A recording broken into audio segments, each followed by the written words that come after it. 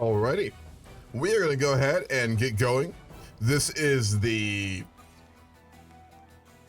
fourth, I want to say, session of the mega campaign, which will go from CK3 all the way to Stellaris. We are, I think, a little over halfway, or about halfway through the CK3 portion, which I think will be the longest besides the U4. The CK3 portion will be really long, the U4 portion will be pretty long, and then the Stellaris portion should be fairly long, but a little bit less. Big 3 will be a bit, I'd say 4 or 5 sessions, and then the Hoi one will be very short, probably 2. So yeah, anyway, we left off last time after our father, King Alessandro II, the Strong Arm, died. He died after a series of, we'll go with very extreme and crazy choices. He, in his later life, remarried to our mother, Queen Mother Eusebia, who was quite unique, shall we say. Definitely caught the attentions of someone who wouldn't have otherwise. In his later years, he went on a pilgrimage and he almost died. And then he was swept underneath religious fervor in a, frankly, not very well done war for Majorca, which we did succeed in the end. He burned a lot of heathens. He went absolutely crazy. And in the process, King Solomon, or then it was Prince Solomon, was named the heir. So he is not the first son. He's not the first child by any means. He is his father's 5th child, I want to say. Yep, 5th child. He's got a much older brother who was supposed to inherit, Prince Alessandro, who is 38, as well as 3 half-sisters before him. For his part of the family, he has one brother and then 2 sisters. He is the eldest child, again, of Eusebia, and is currently 7. So the situation is a bit of a tough one. Our older brother is our heir, so if we die, he inherits everything, and he has all the incentive to do that. He's also, I mean, he's a zealous Christian man, so he probably wouldn't do anything too underhanded, but it's not like history isn't full of zealous good Christians doing horrible things for things they perceive as being right. We're being tutored by the Pope in Rome right now, Pope Innocentius III, the King Bishop of Fashion, which is an absolutely baller name.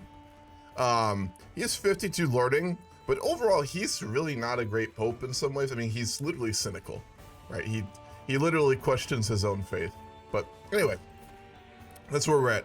King Solomon is bossy, hale, genius, and beautiful. We don't know if we have these traits. We might. There's like a chance that we'll have them because of one of the mods I'm running, so we'll see. All right, let's go look at our court. For our Chancellor, we are going to choose Jedi Gavini. He has been, I think this is the 3rd generation he will have been the Chancellor for, because I think he was even briefly the Chancellor for King Simeon, which was our grandfather. For our Marshal, we are going to go probably for Archon Karule, who is our vassal, and he's fairly loyal, so we'll want to do that. What's up, Torvasker? How's it going? For our Spy Master, we will go for, oh, this is a tough one. This is where the decisions get rough. We'll go with Sebastiano. He does like us. Hopefully he likes us enough. Again, we really need allies in court, and we don't have any. We've been tutored in Rome for the last 4 or 5 years, I think, something like that. We've been in Rome for a while. Our home court in Sardinia is really unknown to us. I mean, like, our mother has been there for a long time. She has sway, she's powerful, but the firstborn children of our father have way more influence and connections, so he's coming home right now to a rough situation, shall we say. I'm doing very good as well. Glad to hear it, Torveskir. Glad you're having a good Sunday, afternoon or morning, depending on where you're at. What's up, Trucker Nero? Always good to see you. All right, we're gonna prepare the coronation because given the instability of our inheritance, the first thing we need is to legitimize ourselves. And the way we do that is we asked our good friend the Pope to coronate us. I'm only doing 1 this time to not fuck it up. Yeah, he'll do it for free. Wonderful. Yeah, Solomon's gonna be wild. This is the character I'm probably most interested in so far. We've had a lot of interesting people in this campaign so far, but I think he'll be pretty interesting. We really don't have a lot of money. So we're gonna go very simply.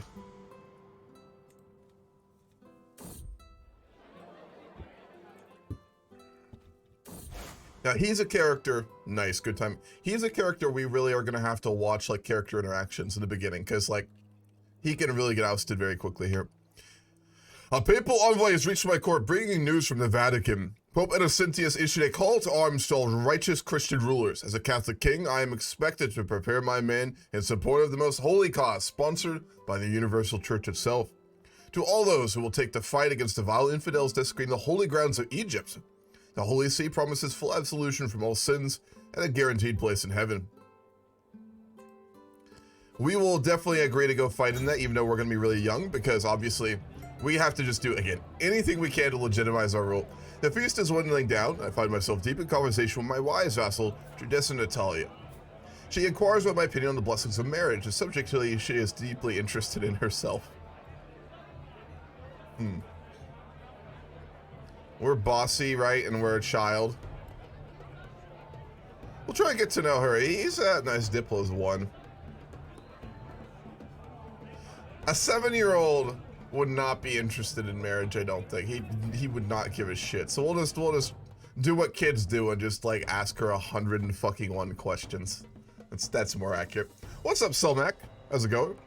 I wonder if his half-brother Alessandro will start a civil war for the crown. I think there's a pretty good chance of it. He actually likes us, though.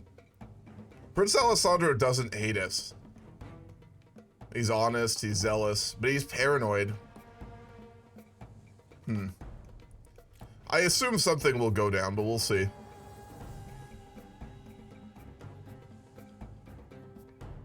Who are we gonna name? We could give it to our brother. Can we do that? Give him Holy Lands in Egypt if we win? Or is that not an option?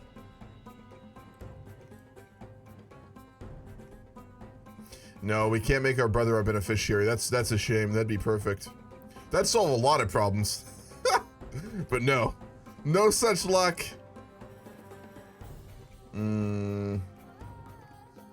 Uncle, niece, nephew, cousin. I guess, can we just like not give it to direct family? Aunt, cousin. We can give it to our half-sister. That'd go a long way to try and mend some fences, so we'll do that. God damn it, it's bugged. The Child Crusader. Yeah, it is probably going to happen that way. Judessa Natalia has been your steward before. Yes, she has, for quite a while. What's up, Vile? How's it going? Events can be forced, but I hope it happens because it's the next logical step for the oral story. Same here. I'm in the same mindset. I've thought about doing save edits and stuff to make stuff more interesting, but I'm not going to. I want it to just happen how it happens, you know? What's up, Coco? What's up, Erraticus? The wine we cracked open the next barrel. It has gone bad. It has all gone bad. We need to please our guests, so we'll go find the wine merchant. So when can we be introduced to peers? We get 18 more gold. We need to meet peers because that's how you like forge relationships as a kid with like other children who will later become rulers in CK3. You also get a lot of traits doing it. The Pope says the words, and so do I, and a sudden solemnity falls upon my gathered court. It feels so trivial at the moment, but as they approach and lay the crown upon my head, as if some words will truly make me king. Beautiful. Well, that really will legitimize us. We've been crowned by the Pope. Vassal opinion 15.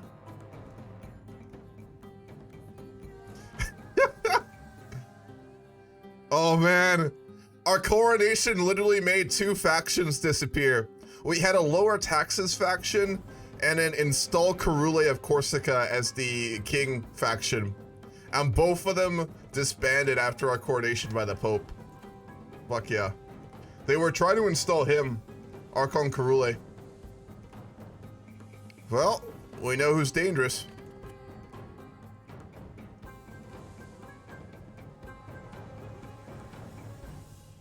Yeah, HRA is fucking huge.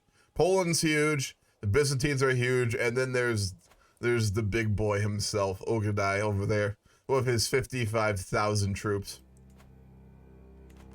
If all the Christians come together, all of us, and we actually fight together, we have 60. That's everyone.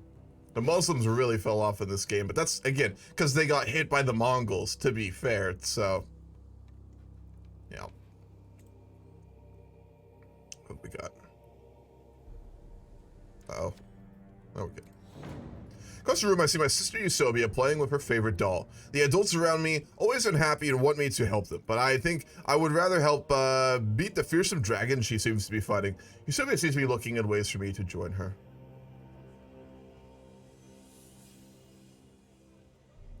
Oh, we're not gonna be serious. We're a fucking 7-year-old child. Fuck that. Yeah, he's bossy. I don't know. We're at that point, he's just a stupid fucking kid. He doesn't have a personality. In my experience, children get personalities at around age 8 or 9. They'll have little quirks and weird shit before that, you know? Like, they're always unique in a certain degree, but I don't know. In my experience, kids don't get real personality until, yeah, 8 or 9, I'd say. Before that, they're just like an annoying little fucker, you know? The kid is thinking why all these people drinking this this gin juice. Yeah, fucking weird. Why would they do that? So strange. Imagine being like 10 and having to prepare yourself to either lead men into war or send them to it. Base kid. Yeah, what we're gonna get here, which is fun, is when you get someone put under a lot of stress when they're not ready for it, you get one of two things. You get a diamond, because pressure makes a fucking diamond, or you get an absolutely broken shell of a person who will just be basically manipulated by everyone around them. So hopefully we get the diamonds, but you never know. Well, we'll see. What's up, Zodi? Yeah. Zodi knows. Let's go ahead and meet Pierce. Everyone is here. All the small lords and ladies are ushered into the room. I feel myself giddier and giddier. I'm thrilled that my niece, Grazia, could make it. Wonderful. She's a giant. We do have giantism in our bloodline now. That's true. From the Lombardy marriage. The time has come to bring St. George's holy wrath against the vile infidels of Egypt. Inflamed by righteous fury and unyielding resolve, the great army of crusaders assembled by Pope Innocentius sets forth to deliver divine justice upon the wicked and their place in heaven. Deuceful, he's our mentor, so we're gonna follow him into the crusade.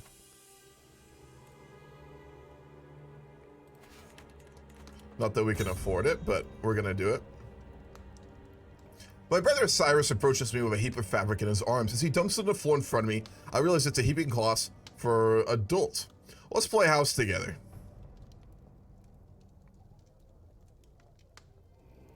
We can learn chess instead. We can either befriend our brother, or we can learn chess. We're gonna learn chess. Singular focus. Yeah, fucking base. Do it. Alright, where's the Pope's army? Oh, the Crusaders are there. Did he already send his troops, or is he not sending them? I want to wait for the Pope's army here. I brought a small book with me, as I usually do, and my sister Eusebia finds me just as I am settling down to read a few pages. Oh, is that the Almagest? I recently read it. What are your opinion on the prose? She's 7. To be fair, our family, like, all of our siblings are probably geniuses, so we're not dealing with normal kids, to be honest. This is like a demigod bloodline from Eusebia. Kinda need the diamond, not gonna lie. Yeah, we do. If we don't, we're fucked. Torres Dynasty is already full of infidelity. It's full of a lot of things. Infidelity, drunkenness, liberal sexual practices that would make the fucking later popes blush, and just general chaos and mental illness. There's a lot of bad things going on right now. It's morning for me. I do not normally wake up in the morning. Oh, you're fine. You're fine, man. Good morning. It's not weird at all. I'll play house with you, brother. Unfortunately, we don't have changed heir to Solomon, but the vote did its thing. I just think Prince Alessandro would be a solid king. Also, I like repeating names in the list of monarchies as well as high original numbers. That's fair. I wanted to do it. I didn't vote in it, but I wanted it to happen for one simple reason. It's gonna make things fucking chaotic and more interesting. So that's why I wanted it. I'm hoping that we get a civil war. Let's see. If you can become our friend. Go away, I'm reading. We're bossy, so let's piss off our sister. We're gonna tell her to fuck off. As you do. That's real RP right there. There's no way, as a good brother, we wouldn't be like, fuck off, I'm busy. As someone who is still a brother and has a younger sister, when you're young, you don't want to talk to them. At least I didn't. Reading's more important. Yeah. I thought my sister Eusebia and the peasant boy were merely, oh no, pretending to fight, but suddenly there's blood in the dirt. Uh-oh. Eusebia hits the ground with a grunt, and the peasant standing above her moves to attack again. I'm gonna just beat the shit out of her. We're gonna jump in. We're gonna jump in. Yeah, cool, we're friends now. We befriended our sister by standing up for her. It was good to forget all responsibilities for a while and spend time with other children. But I am told I have to return to my duties now. We all have fun. Hopefully we can do this again soon sometime. Hell yeah. You know, something kind of similar happened to me when I was a kid. When I was living in this fucking small towns, this little like bitch, I was really young, punched my fucking sister, and I beat the shit out of him. And his parents like literally came to my house and like were angry as fuck at my parents. And then they found out what actually happened, and then they didn't believe us. And oh man, I forgot about that. It was weird when you get like one of those child memories that you completely forgot about, and it just comes out of something really weird. God damn. My spy master has the priest brought forth for the revelation a judgment of a grand conspiracy. However, when the priest refuses to confess, Jedi Sebastianu had absolutely no evidence or support for his accusations. Would we be subjective at this point?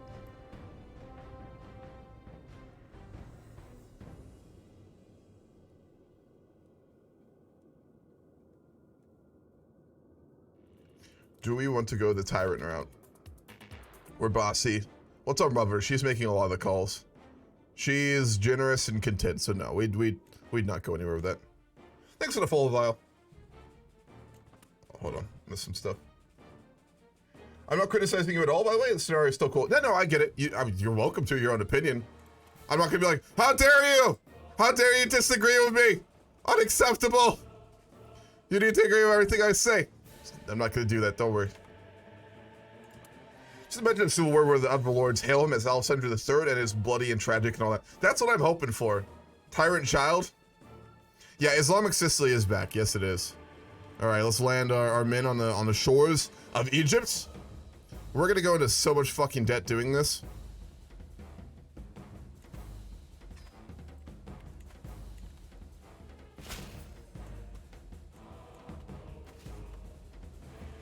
All right, let's go ahead and attach to the Pope's army. Alrighty. We would realistically be on this crusade. We'd be with the Pope himself because he's teaching us. So we're gonna be taught like during the fucking crusade by the Pope leading the armies of God. If that's not like a fucking hero and or villain origin story, I don't know what is.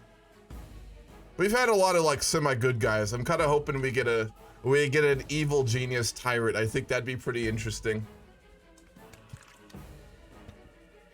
He's bossy. His father literally named him King Solomon. His mother is perfect. It makes sense he would become arrogant at the very least. Yeah, it would.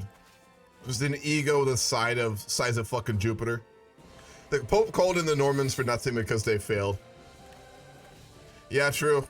They got pushed out. I mean, they were Christian for a while, but they got reconquered by North Africa. Whoa. They're fucking huge. That's actually kind of worrying, not gonna lie. We would not be able to defend an attack from them. Thankfully, there is a crusade, which is making us go bankrupt, but that's fine. What's our court doing? Let's get more control in Majorca. Let's keep domestic policy, development. Yeah, well, we'll do that. Finally, we're in. All the weapons of the army within our grasp. Oh, what fun. Take that, all you smelly stupid adults trying to keep us out. Look, I found a sword, my compatriot Grazia exclaims, hefting the weapon. As I reach for the sword, I hear a loud ow behind me. Grazia was hurt herself and there is blood. What should I do? Admit when we're done and become honest. Don't get blood on my clothes, whirls the sword, we might become arbitrary. Or impatient, to run and get a bandage.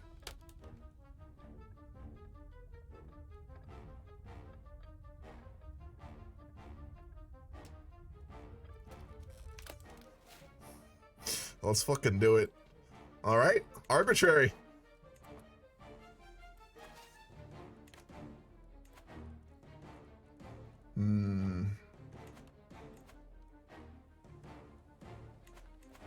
We need to get more better minute arms too. When we have some money and we're not like going into debt fighting this fucking crusade, we need to do that.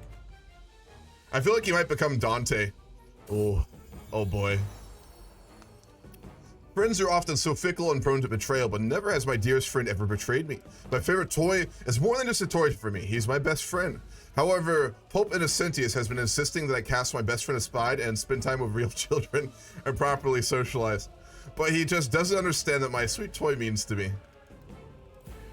Oh, he's actually doing a good job, damn.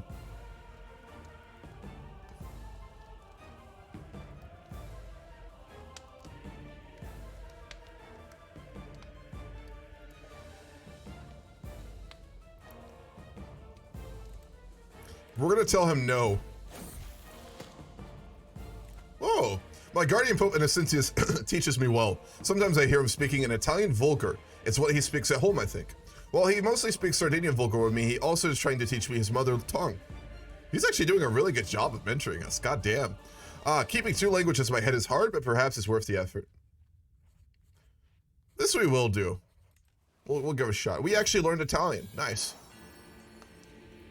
Thankfully, both Innocentius and the Papacists decided to spare my best friend and leave me to play and talk with him all day.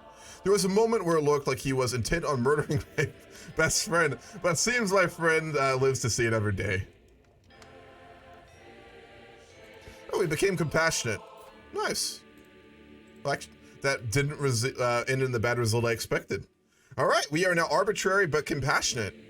That's an interesting combo.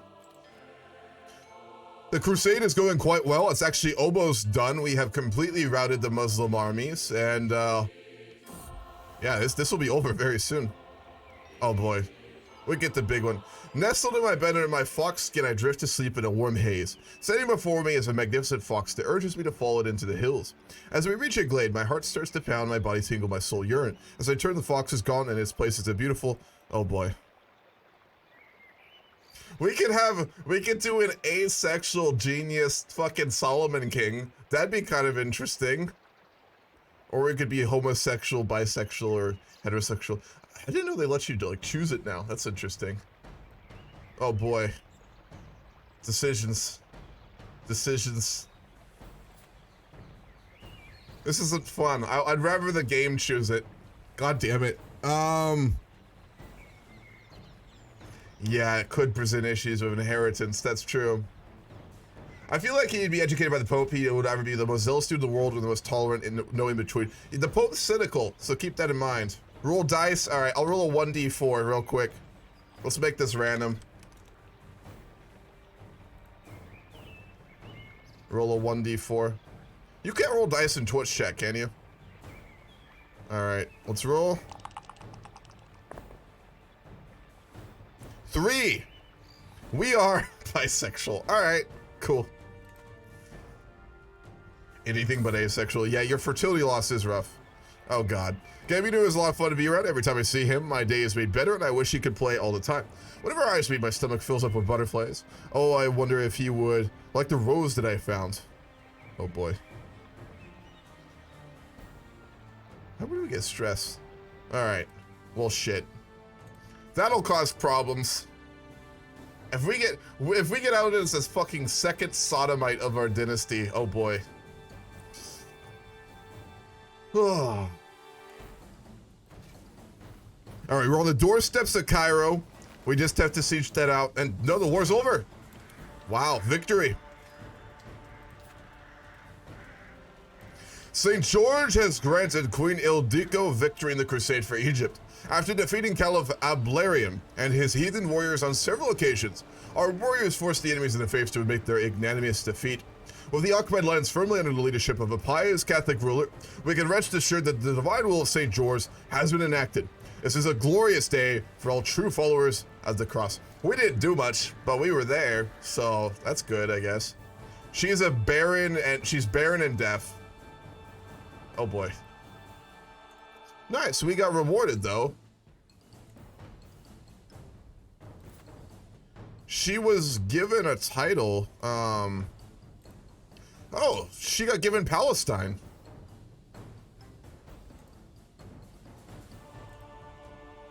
And who is he?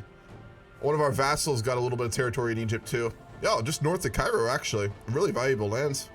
We did get some territory for our family. Yeah, give him the flower. He's your nephew? Oh, fucking Christ. The Pope was likely not to be happy about this if he finds out. No, I think he'd be a little pissed. I think he'd be pretty pissed. He's not a tolerant man. He's many things. Hungarian Egypt, absolutely. It's beautiful. Oh, man. Alrighty. Well, the Crusades over. Let's go back to focusing on our domestic affairs. We can't get peers yet. They're gonna follow Sizant. I'm gonna butcher this. I apologize. Sizant Company 02. I know I butchered that. I apologize. All right. We're a lot of fucking debt. Our half sister can get married, Adila, to the Kaiser, who has no kids.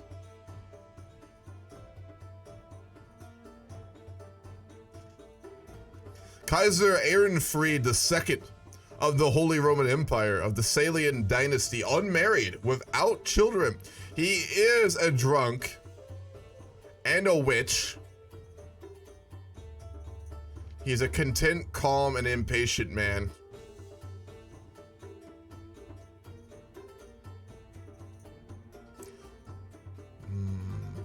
Well, let's be honest, we're not making this decision. It would be our mother. Well, we're 10, we might.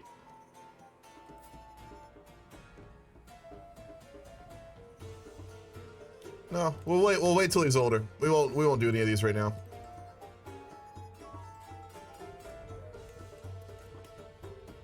We will be patient and wait till we come of age and can make proper decisions. Do we have a... no, we have a court position. Nice. We unlock Convergent Blood. We're not the head of our dynasty right now, right? No, we are.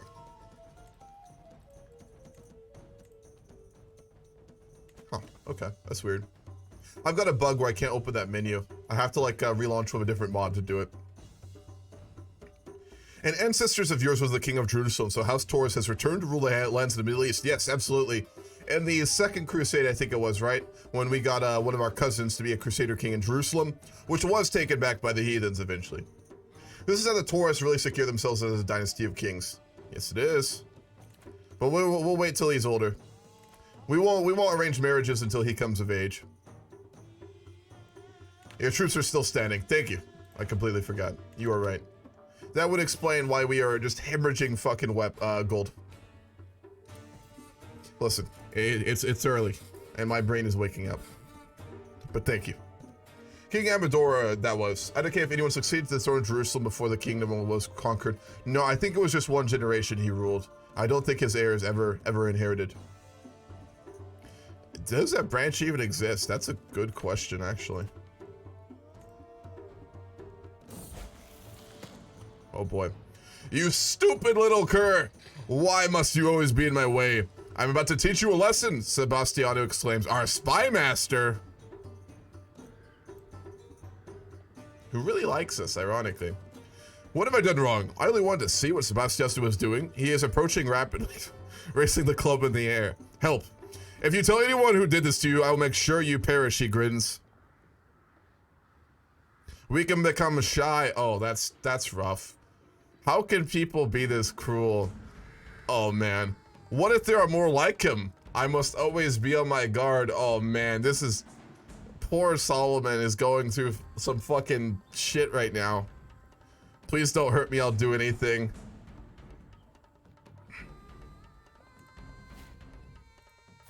Let's do it. Arbitrary, compassionate, and paranoid. That'll be interesting. Yeah, no, he's having a bit of a rough childhood, not gonna lie. Oof. Let's just make it clear. Our spy master just beat the shit out of us with a club. That's what happened there at age 11. Just, is he also our relative? Yeah, he's one of our relatives as well. We're related.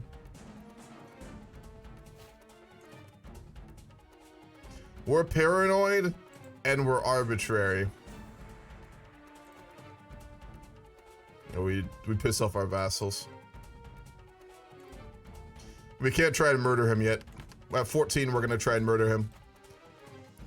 We're not explicitly vengeful. That doesn't mean we can't hold a grudge. When we come of age, we're gonna murder our spy master, or try to at least. For our new chancellor, we will choose Jedi Gunare.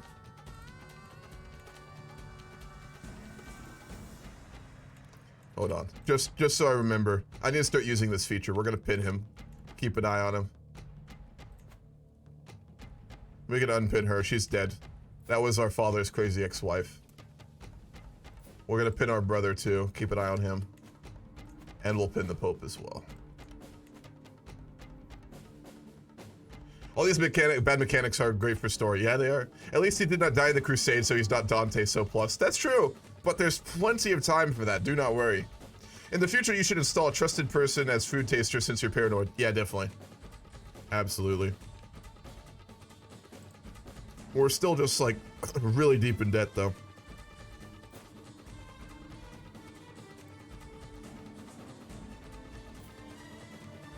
We're really good friends with the Pope.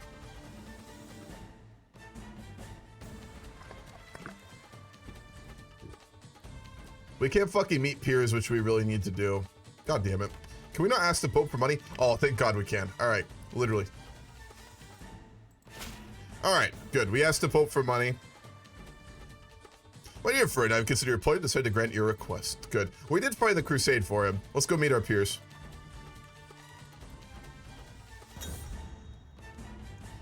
Alrighty. How old are we now? We are 12. We're getting older. We have a personality. We have that early, we have that, you know, like the kid who's way too old for his age when he's around like 12 or 13, probably due to traumatic experiences in his past. That's our boy Solomon here. He's like mature, like he's in his like late teens or 20s, and people are like, oh, such a wise man. But what they don't know is it's just because he just had the shit beaten out of him when he was young. So he's got that trauma wisdom, you know. I thought my kinsman Paulu and the peasant boy were merely pretending to fight, but suddenly there's blood in the dirt. Paulu hits the ground with a grunt, and the peasant standing above him makes the attack again. We're compassionate, bossy, and arbitrary, so we're gonna beat the shit out of that dude. All right, good. We helped our relative? Distant relative, Paulu. We are exploring the local church when my sister and friend Yusobi and I stumble across the Archbishop Babore, surrounded by scrolls. There are journals from long ago. Are you interested in such things? Sure. Why not? He's very learned. Yeah, he'd be probably curious. My sister and friend Yusubi and I are watching the Knights train in the courtyard when my knight, Bartolomeo, approaches us with a smile. What do you say, children? Think you can handle the basics? Ew, he's a crusader. What a beast.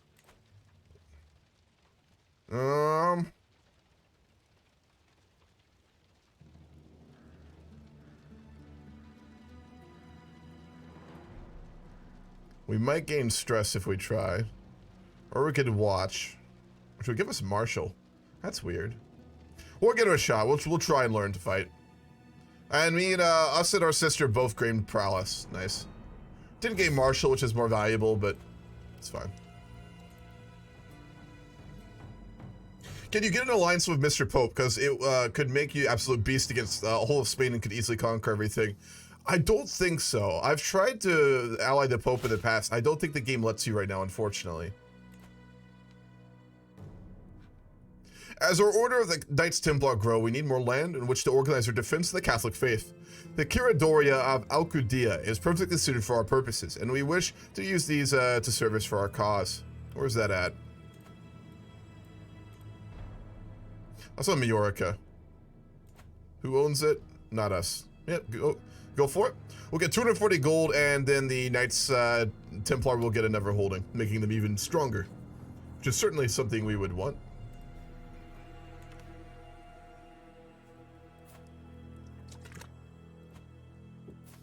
Can we befriend people? No, we're not diplomatic, are we?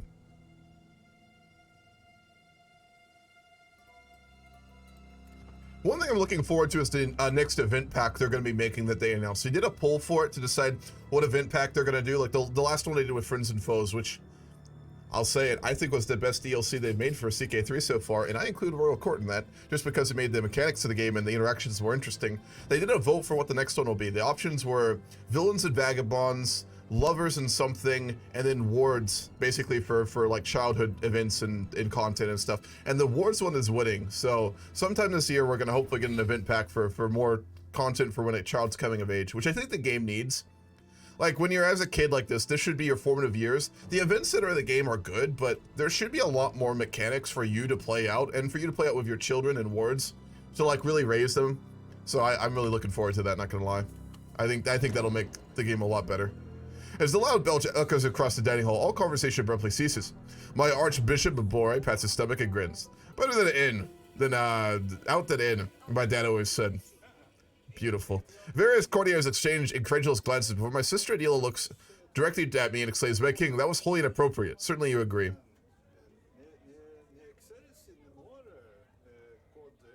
We are arbitrary, compassionate, and paranoid, so we'd let it go. Name a ship or army. Can you name armies in this? I don't think you can. Oh, I wish you could. No, neither are nameable, Selmec. Does anyone know if you can name anything in CK3? I don't think you can, right? I wish you could name your men-at-arms. That'd be cool. Yeah. If I have a mod, could someone refund his points, please? I'd appreciate that.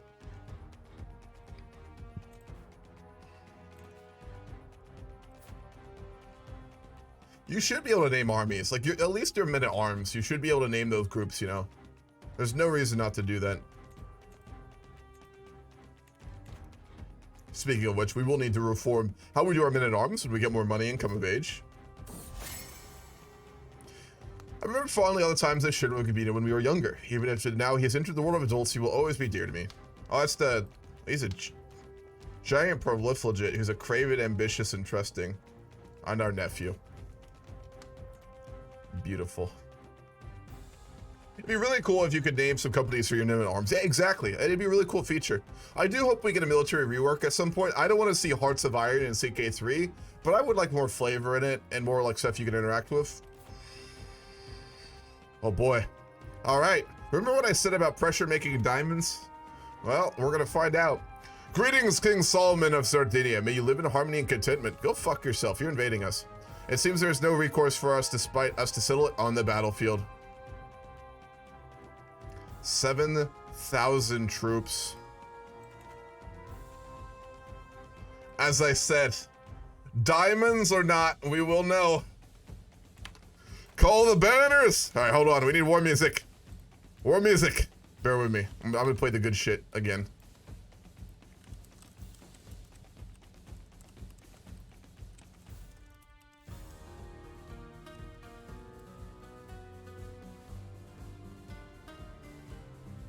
Yeah. Yeah.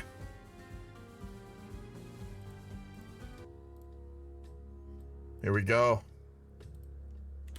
At age 13, still but a child in many ways, King Solomon is faced with his first true test of both his character, his mind, and his will. The armies of the heathen in Iberia have called their banners against us, attempting to take what our father took through blood and fury. It was Majorca, remember, where we were proclaimed the heir. It's a holy site now for our family and for our faith. And if the heathen were to take it, it most certainly would be the case that our claim, our right to rule would be gone. If we fail this war, I think it would most likely be the catalyst for our brother's attempt to take back any semblance of power he could. We will raise the banners, but we only have 3,000 soldiers. All right, let's see about our allies. Duke Kurula, who has 3,500 of his own. And I think at this point, we will need to marry someone off for an alliance. Let's look at our siblings. We're gonna marry off our sister we don't like. We'll do it that way. Someone with a big fucking army. We could betroth to the Prince of France. Is that the heir? No, it's not. Well, it might be. We'll betroth to the French and call their banners. And with that, I wish we could lead our men at 13. That should be a fucking feature. So many historical armies had stupid fucking children leading them. There's no reason a 13-year-old king couldn't lead his army. It's bullshit, I tell you. He's bossy. He'd be incompetent, but he should have the right to fail at it. Paradox getting in the way of young children with ambition, I swear. Call me a student because we're about to change teams. Fuck. Bring yourself out for an alliance and beat the hell out of them. He's become a drunkard? Oh, Alessandro did. Yeah, he's not aging gracefully, let's be honest. Good morning, Escova. How's it going? Yeah, HRE is fat as fuck. They're a thick boy. Almost as thick as our cousin who's fighting this war with us. Alright, we're gonna send our men straight to the Taifa who declared war on us. Emir Adfuns III. Who has keen hearing. He's a fickle, curious, ambitious, and shy man. A heathen. Here they come! Are they gonna land on us? Ooh. We could put our brother in charge of this army. Are we wise enough to do that, though? Would we have the common sense to understand both the danger but the potential good in doing that? Arbitrary, compassionate, and paranoid. No, we're paranoid. We wouldn't do that. We'd fear him. We'd really fear our brother, let's be honest. Here they come. Oh boy! The heathen has landed, and our army is being routed. Our attempt to quickly end the war ended. Oh man. Our vassal Archon Karula was captured. And our general Bartolomeo at night. Remember him? He was the one who taught us to fight when we were younger. He got killed in that battle. So did our... man. Oh, that was bad. He was one of the knights who was actually loyal to us as well. Oh boy. Our marshal's gone. We'll pick Bossone. Where the fuck are the French at? Here they come. They're chasing us right now. My Pope Innocentius has worked extra hard on my education as of late. I am grateful, but he has also made it clear that I am expected to repay his hard work further down the line. Damn, we're a political investment for him. That's interesting as fuck. This is a real politic as fuck. He's a cynical, greedy man. He's really put work into like teaching us, but damn, I respect it. Fair. Oh no, our army got chased all the way to Corsica, and we're being slaughtered. Oh no. Our army was slaughtered while trying to get back into the city of Lagadoro, our capital. This doesn't look good. We have to pray that the French get here in time. Oh man. This is kind of close. If they siege it, they might capture us and win. Here come the French! Oh, yes! Just in time. Just in time. Woo! Aha! No, he's still captured. God damn it. The King of France has our fucking vassal as prisoner. Can I have him back, please? Wait, Aren't we allies, man? What are you doing here? France, what are you doing? No. We wanted your help. No, this isn't what we asked for. All right, hear me out. I'm gonna do a poll for this. Hear me out. Now, game mechanics can only do so much in CK3, but in a roleplay campaign like this, it's kind of on us to make this story interesting. So I got a proposal. I'll let you guys decide here. I'll do a poll in a second. Hear me out. What if, hold on, let me check something. What if, during this war, we called upon the French for their aid in order to assist us in this war? King Simeon married off his sister, fully expecting the aid of the French. But seeing our armies slaughtered, seeing the heathen on our doorstep, and taking many important prisoners from the emir, the French king said, why do these guys need to be independent? Why does this young king in Sardinia and Corsica, a wealthy trading city of great power and the doorstep to the Mediterranean, why should he be ruling by himself like this? What if the French army decided to occupy Sardinia and force King Solomon to swear loyalty to the French crown instead? Be kind of interesting. I'll do a poll. We don't have to do it.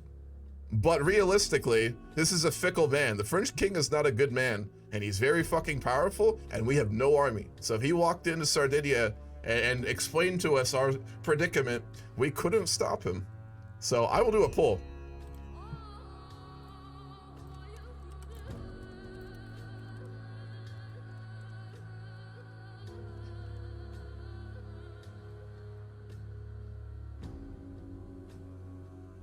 Didn't the French do that in real life in Italy? Yes, they did. Absolutely. Yep, they did in Savoy. I think they did in Corsica as well. They have a history of this. And keep in mind that it would make sense for the French king. The HRE is fucking massive and powerful, and they'd probably have heard, they might have heard, that we'd literally been considering marrying one of our members to the HRE, meaning that possibly we could also get pulled into the HRE. So it would be a political move for the French that would make sense. Let's be honest.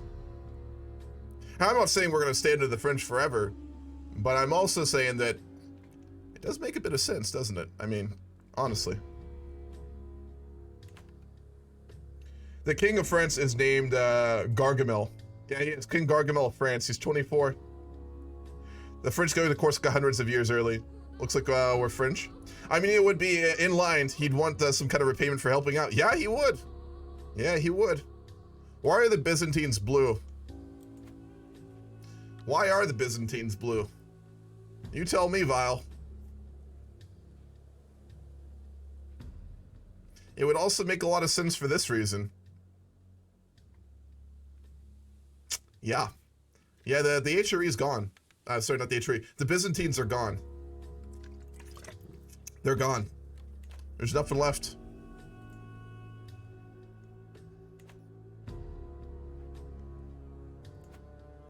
So in order to prepare for the defense of Europe against the devils, it also would make sense that the French are literally recruiting everybody they can fucking find, whether that be by force or otherwise.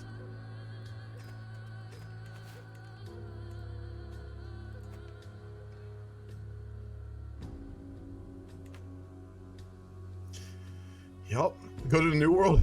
Maybe. The Mongols better fall on their own sword pretty fast. If they don't, it might be a world conquest. Yes? Alright. I may have to save it at this, actually. Can we swear,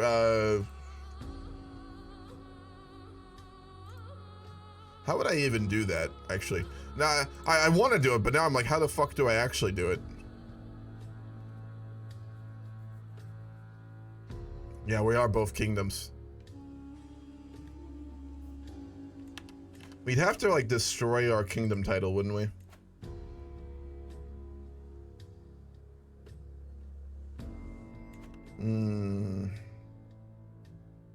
Are they Mongol allies? That's a good question. I think so, yeah. I think they're allied with them.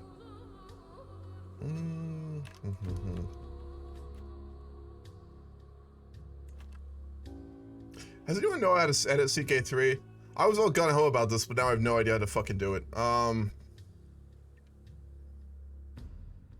Only via commands. I don't have commands on.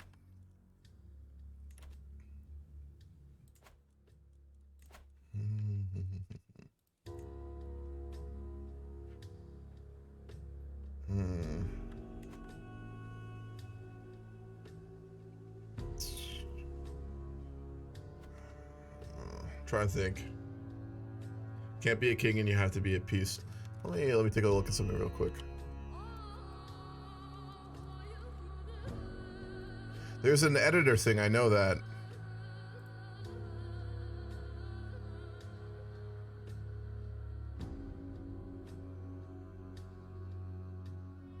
I need to have the debug toggle on, which I don't. Alright, we'll put it this way. RP-wise, we are basically like now a vassal of France. If this game goes long enough today and he's still alive and we're still alive, I'll edit it in between sessions is what I'll do. But for now, we're not going to do it because to launch this, it takes me literally 10 minutes with the amount of mods I have. So I'm not going to do that. But RP-wise, King Gargamel basically, after relieving the siege of Lagudaro and Sassari, made it very clear to King Solomon that we're not politically independent anymore. Now, we're not like a direct subject of him quite yet, but he's made it clear to us that we're basically a pseudo puppet of France. Now, it would make sense, I would say, for example, for us to send him a ward, if we can do that.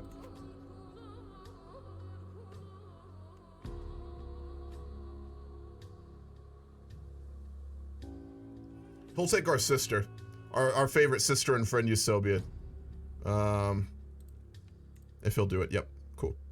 And she's gonna be converted to French culture. That's how we'll do this. So he's got a ward, which will basically force us to do it. And we are basically politically doing whatever France wants. So if they tell us to do something, we basically can't say no is how this will work. And again, I'll edit it if this goes long enough. That's how we'll do this. We sword fealty to a king with the same name as the bad guy in the Smurfs. What a game. The Mongols would start to run into problems after pushing this far west. The majority of the army was horseback and they run into big issues in metal armor. A lot different than fighting in steppes in the Muslims in the east. That's true. But the Byzantines were super fucking stagnant in this game. Like, they were incredibly weak and stagnant. It's just the Seljuks kind of got broken up early on. They just simply were not ready. All right.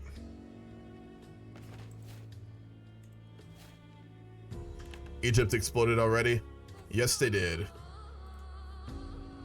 There are only a couple Christians still left. Yep, there's a big sultanate there right now. Damn. Is there only one Christian leader left? No, there's two. There's one in Cyrenaica, and then there's one in the Sinai. Our Palestinian family members, they're not in power anymore. It's completely gone. Damn.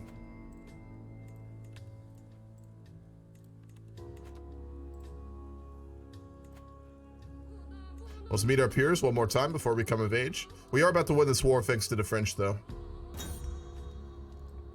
Alrighty, let's see what happens. The war is won. My sister and friend Eusobia and I are watching the Knights train in the courtyard when my Marshal Basone approaches me with a smile. What do you say, children? Think you can handle the basics? We're gonna say no this time, because we're paranoid and arbitrary, so we're just gonna watch this time. That should piss off our sister and our knight. My sister Adila is obviously hiding something, but just as she agrees to tell me what it is, my sister and friend Eusobia approaches us and insists that I join her in a game of chess.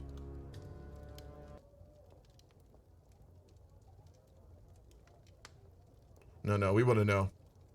Adila has a lover. Oh boy. Well, we know now. Oh, by the way, thank you for the follow, Erjithan. Hope I said that right. What's up, twins? How you doing? Considering the Mongols are in Greece, I think everyone should be freaking the fuck out right now. Yeah, no, this is existential for Europe. The fact we haven't launched a crusade on them is insane. All right, we've won the war. Thanks to the French. They are going to give us a ridiculous amount of gold. And we gained 700 prestige from that. Wow. Holy shit. Nope, that's not the right button. There we go. Go back to our regular music. My sister and friend Eusobia has climbed the highest tree around and is gesturing enthusiastically for me to follow. It would be the first time I climb, but it looks like a long way up. We'll try. Oh, we fell. Fuck, we got wounded. Uh-oh. My beneficiary, Tegridia, insists that the funds I supplied her are not enough to create an artifact worthy of my stature. With just a bit more gold, I could create something truly magnificent. We have the money, and we're fickle, but we're paranoid. And we don't like her. So we'll think she's just gonna take that money and steal it, so we're gonna say no. It was good to forget all responsibilities for a while and spend time with our children, but I have been told I am to return to my duties now. All right, we're about to come of age as well. Let's adopt the puppy.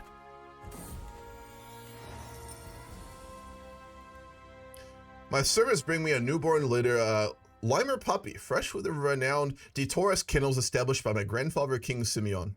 Peeking out for the blanket sniffs a tiny nose, curious about the sense of its new home. Hell yeah. All right, we have a dog. That always helps with stress. You know, there's two things I've found in life that are really good for de-stressing you in hard times. Cigarettes, which you shouldn't smoke because they will kill you, and petting a fucking dog. They're both very good de-stressors. As I pet the dog, she happily wags her tail. What name would suit her? Something historical, something alluding to her great fur. It is an important decision, and as the dog rolls over to let me pet her stomach, I find myself distracted for a while. But wait, I know, I will name her. All right, what are we naming our dog? Anyone got a name? I won't do a poll. Just it's the first name that's interesting and be a good dog name. Keep in mind, he is an arbitrary, compassionate, paranoid, bossy king of Sardinia who has been taught by the Pope. So, anyone got any ideas? I gotta think of something myself too. Let me think. I'd say something religious again, but he's not zealous per se. Rosa? That's not a bad one. Brutus. Jesus. If we name a dog Jesus, I think we're gonna be in some hot water. Brutus isn't a bad one. We'll go with Brutus. That is a good one. That's a good dog name, Brutus. All right. We've got a fuck ton of money. Let's go ahead and upgrade our barracks. And I'm going to also work on getting us some better men-at-arms, because we are desperately in need of them. We're going to get some crossbowmen. And we're going to get rid of our archers.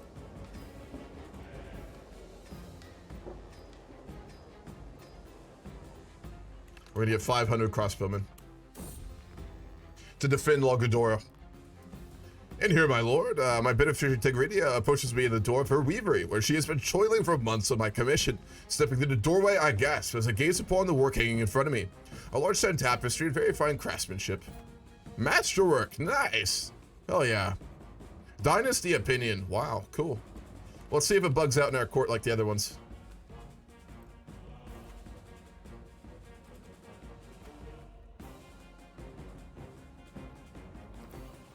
It does. God damn it.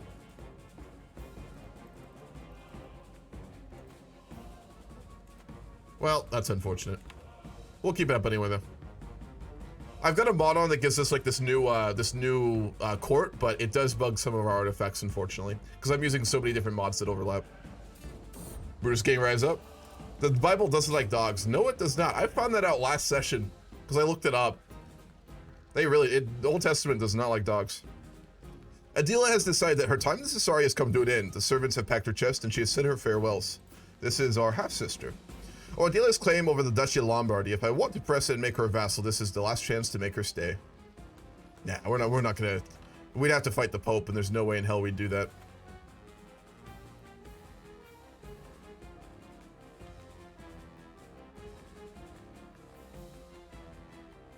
$100,000 soldiers. So out of RP, what we need to do is build up our military, and we need to, there's a way to make the Pope change a crusade. We're gonna need to get him to crusade the Byzantines. Here we go. With the help of Pope Innocentius, I have achieved an understanding of scholarship that far exceeds that of any of my peers. To reach so far in the subject has truly been gratifying. As I take my first steps into adulthood, I find myself reminiscing about some of the people who have made the impact on the man I have become. The friendship I shared with Palu meant a lot to me when we were both young, and to still have him by my side means a lot. I had some memorable times with Gabinu. He helped me understand myself and love. King Solomon is a man now. He is going to be a mastermind, genius, philosopher. We are a genius. Wow. Let's learn a family crown. Damn. Yeah, he came out pretty good. I think we got a diamond. I think this pressure has made a diamond. I am very happy to say. A little early to tell, but as of right now, he looks very promising. But then again, so far, something I've noticed. It's the leaders who have looked like they've had promise that haven't done well, and it's our kings and family members who look like they're gonna do bad that have done really well. So let's hope we can break that tradition. All right, let's do that, and then just get a little bit more drip here. We're a scholar, so.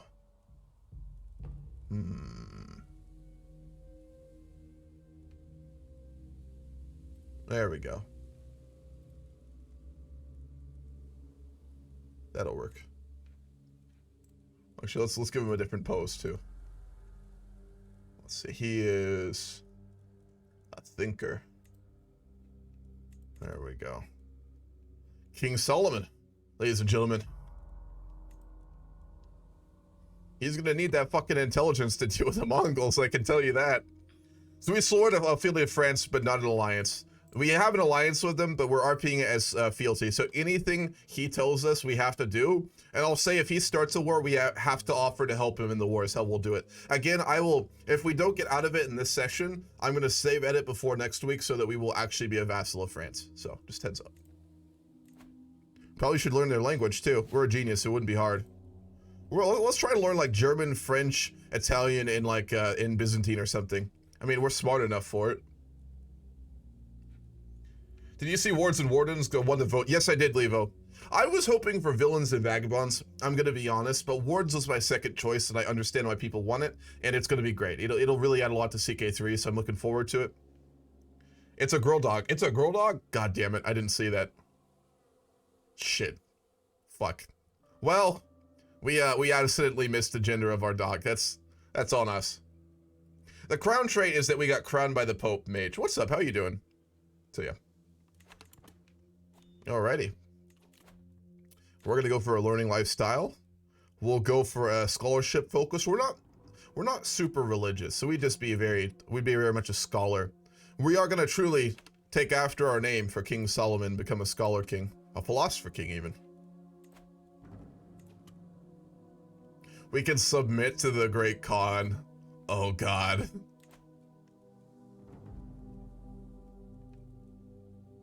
What would we do at this point? I need to take a second and just think here, because like, we know that there's this devil army of heathens that have conquered most of the known world. And since they've come from the east, which we know nothing about, we'd probably assume that they're very powerful. Now, we're a very smart man. We're not religious. We wouldn't see them as devils and demons like most Christians did in this time period. We'd see them for what they are. A very powerful and dangerous political and military entity that has just absolutely eclipsed everything that they have encountered. We also understand that if we don't do something, we're friends with the Pope. I mean, we grew up in Rome, and in this time period, there's no greater political or intrigue place in the world than Rome, right? The Pope had access to a network of spies and knowledge, the likes of which no king could compete with. We got raised in that. So we'd know all the developments of the Mongols coming. We'd know all about the fractures in Europe, all across it for the Christian leaders, that they're not unified. We'd know all of that. Again, we're a genius. We're not fucking stupid. We get all this. Plus, we're fucking paranoid. And paranoia, combined with something like the Mongols, is gonna make him probably take action. So what I'm thinking is that King Solomon's #1 goal for his life is going to be to either, because he's got alright intrigue and military too, and Diplo, is to work to try and get a big crusade against the Mongols and start to push them back. So for King Solomon, I think he's going to devote his major goal in his life to fighting the Mongols. Not just stupid charges, a stupid one-sided war will get destroyed, but working to get the leaders of Europe to come together, as well as the Pope, to fight back the Mongols. That's what his goal is going to be. And I think he's one of the few people in Europe who actually might be able to do that. Maybe not. Maybe maybe this will be a Mongol world. But we'll give it a shot. The Christian calls the devil loud and far. It didn't prevent them from getting gutted by them. No, it did not. Most certainly not. I have to go and note. But the solution would be better just wait until Mongol Khan dies. Maybe, but we wouldn't understand how the Mongols work. Looking back in history from our perspective, we would know that they're not a very solidified political entity, that their inheritance system was shoddy at best, and that they'll split into 100 pieces. But we don't know that. Even Solomon, who's a very smart man, he doesn't know the culture of the Mongols. He doesn't know their history. How would he? So we'd have no reason not to suspect that they're building an empire that could last 1,000 years like the Byzantines or the Romans, you know. We have no reason not to suspect that. So to us, this is an existential threat. And this kind of man, an arbitrary and a paranoid man, wouldn't want to leave that to chance. So, all right. There's my thought process for where we're going to go with Solomon. What the fuck is the current... Shit. Yeah. Alrighty. Let's do this. First things first. Oh man, I'd love to get the befriend focus. Let's sway the Kaiser. We're gonna start to write letters. No, let's learn French first, then we'll write to the Kaiser. We also need a marriage. Ooh, this is an important one. The Diogenes family?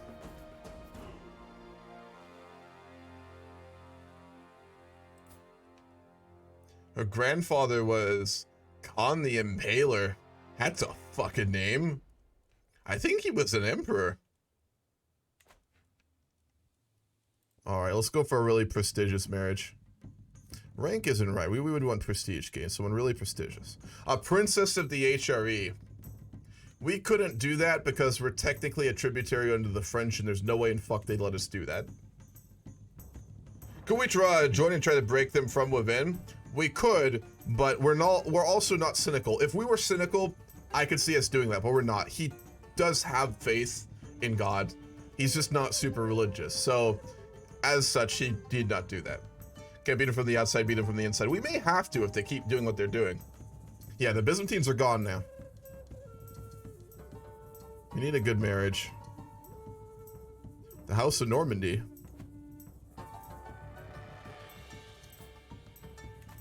Are the French and the English are also hostile, so we wouldn't be able to marry them.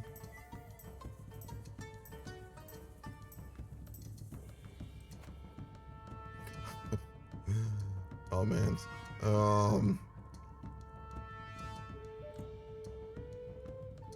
Upper Burgundy. This we could do. She's too young though. We need to start producing kids, and we'd know that. A Danish princess.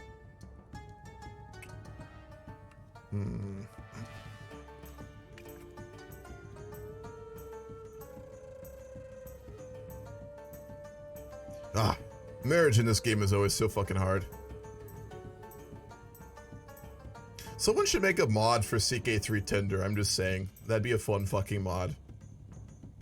How hard would that be to do? To make a mod where you basically make like a scroll that basically acted like medieval Tinder? That'd be kind of fucking funny. Make marriage more interesting.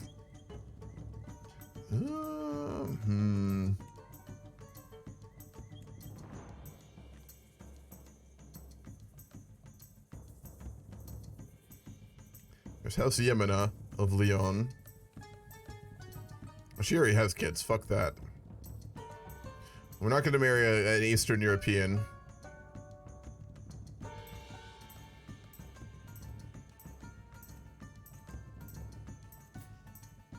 Infante Beatrice. What about rank?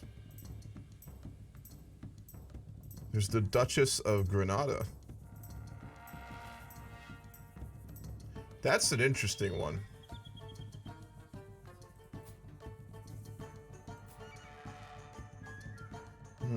She's a Catholic. Yeah. We'll go for the Duchess of Granada. That's going to be a very toxic marriage. Oh, yes. Can you become a Kaiser's vassal? Yes, but RP-wise, we're already technically a vassal of the French. I just have to edit it. This is very rare. I do a lot of observer games. Typically, the Mongols collapse after conquering the Middle East. Yeah, this is an interesting timeline. I mean, Ogedai is just really strong. He's just a fucking beast. All right, beautiful. We're betrothed to a Duchess of Andalusia. Okay. We really aren't making a lot of money. Why is that? Men-at-arms are quite expensive. All those crossbowmen are really fucking expensive. We could work on changing vassal contracts. That won't end well, though. It seems that my studies of the Devar language has reached the ears of Mayor Beatrice. She's a native speaker and is offering to help me in my studies. I asked her no more than a token reward for my efforts, King, she says, folding her hands.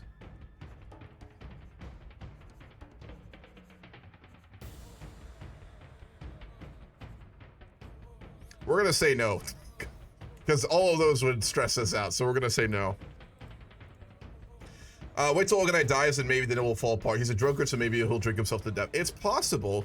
We'll see. Princess Intrude and her husband approached cautiously, wary of the assembled court. My lord, I am sure someone in the kingdom is trying to harm my husband. I have no evidence, but suspect Archon Karula. He wants no competitors in his claim to the kingdom of Sardinia, including Prince Alessandro's own. That's our brother. I beg you, imprison Karula and put a stop to this madness. We're paranoid. We already know he'd been plotting to become king. We're going to imprison him. We are also arbitrary. A markedly disgruntled Archon Karula hurries to your throne. Liege, I have the rights of the Judicatu of Galore, no matter what anyone might say. Yeah, but you're in our dungeons now, so you can go fuck yourself. Will you support my claim and have your vassal Jedi Gunari relinquish what does not belong to him? No. Judessa Natalia's voice is severe. I request that we launch an investigation about an infamous preacher in Sassari. You see, this preacher is, well, she's a woman. Aren't you also a woman? Oh god. She's like those women in like the 1910s who were saying that they didn't need their right to vote and should just be subservient to their husbands. Oh god. Judai Gunari interjects Natalia's speech by raising his hand and taking a step forward. My liege, while Natalia is correct in her assessment, this is the preacher's only flaw. Everything she teaches is in accordance with our faith. We're not zealous. And we're arbitrary, so we do whatever the fuck we want, and we're compassionate. So, we will allow her to continue. Damn, that's rough. So our Mongols have achieved some of the sea challenges. The Nostrum, the Caspian Nostrum, and the Pontus. As well as the Aegean Nostrum.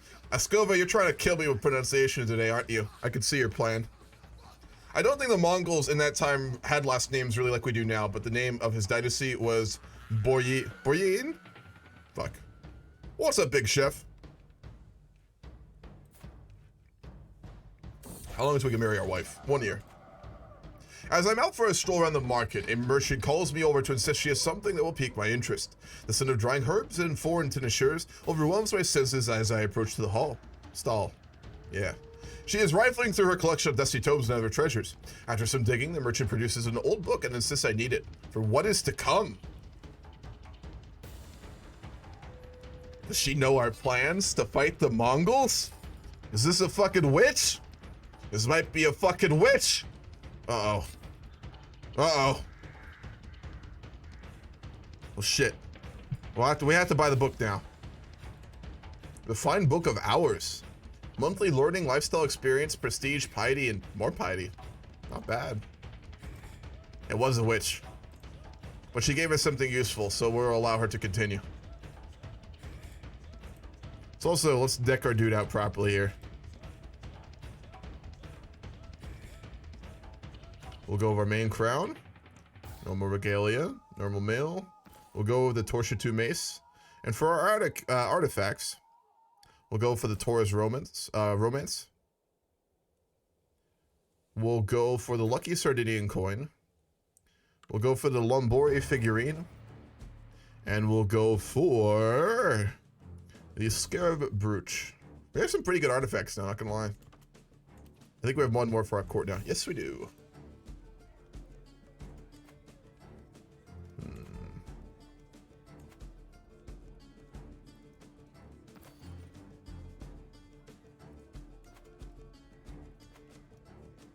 I know there's a place to put books, but it's fucking bugged.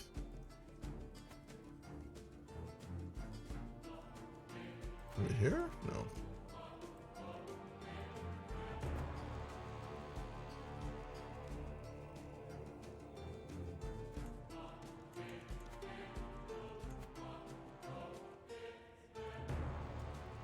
Where is it? Find Book of Hours. There we go. Beautiful. As I'm putting away my newly acquired Find Book of Hours, a slip of parchment falls out. Upon it are instructions for a practice called bibliomancy, where one might divine their fortune from a passage in a book. Uh-oh. We're crossing that heathen territory. We gotta watch out here. All I need to do is open this text to a random spot and read the first fateful verses my eyes might fall upon. Ooh, we got raised by the Pope, but we're not a zealot. This is fortunes, and any time of like fortune telling is considered to be like consorting with the devil in the Christian Bible. It's very frowned upon. Tarot cards, fortune telling, anything like that. But we're gonna fucking do it. I follow the instructions to the letter and select a passage at random from the text before me. Shivering with anticipation, I open my eyes and read. Fear is the mind killer. A coward dies 1,000 tiny deaths, yet a valiant man dies but once. What am I to make of this?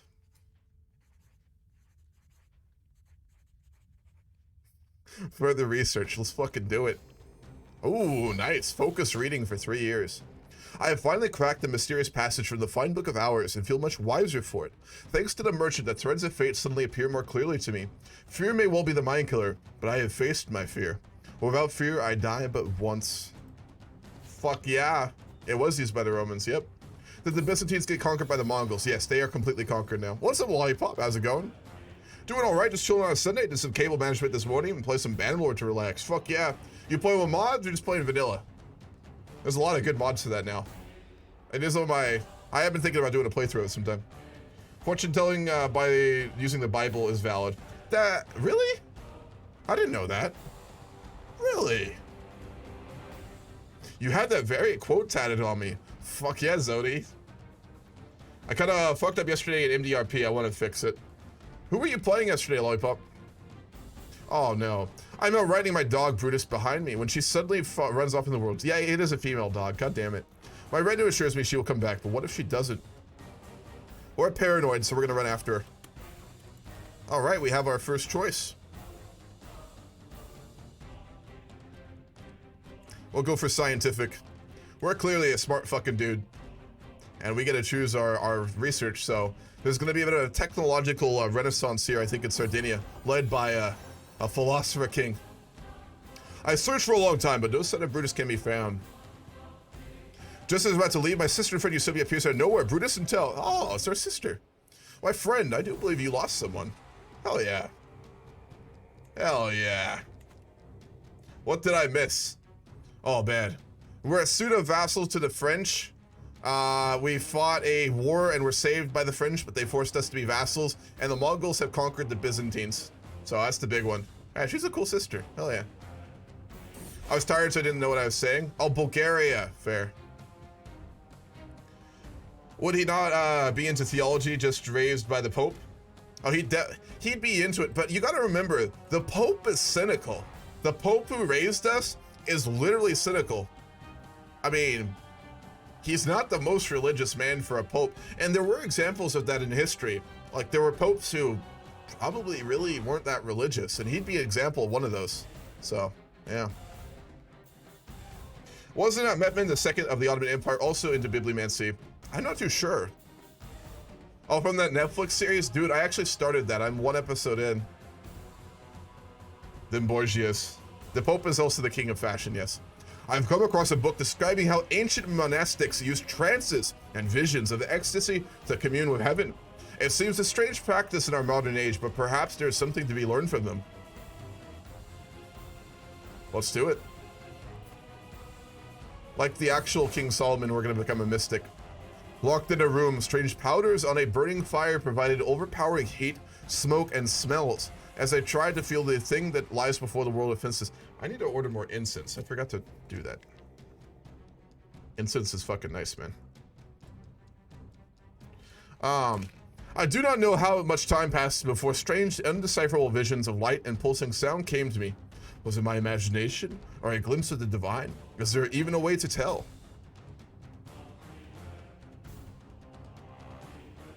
We'll do it again. Another one. Good. To Destiny Italia has paid homage. While strolling outside one day, I stopped to relieve myself. As I finished, I noticed a bit gleaming on the ground. Careful to not step in my urine, I moved towards the shiny object and realized it's a gold coin. Well, every bit helps. We can ask the Pope for gold too. As I experiment more and more, I get a clearer and clearer grasp on things. It is as if I can now summon the presence I feel when I first started my little ritual. It offers stability and comfort as the chaos of the world swirls around me. We become a wise man. Hell yeah. Oh man, King Solomon's on a fucking journey. We'll ask the Pope for gold. We can imprison Carule. Let's do it. Aha! He is in chains. Fucking hell. Forgot some of the things you can do in this game. We need more knights. We need a lot more knights. We'll call for more.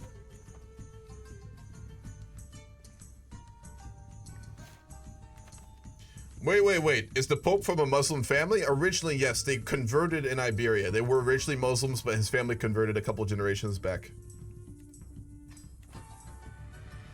I've never seen it. I was referencing Alexander VI. Oh, I got you. Navarra reclaimed northern Basque regions. Yeah, they're fucking huge. It's a big Navarra. He's very powerful. We got land grants, nice. We're still working on cranes for our giant port city. The Netflix series is pretty legit. Yeah, I liked it from what I saw at the start of it. It's fucking voiced by fucking Charles Dance, the guy who played Tywin in Game of Thrones. Great fucking actor. He voices it. Like, he does the voiceovers from it. It's so fucking good.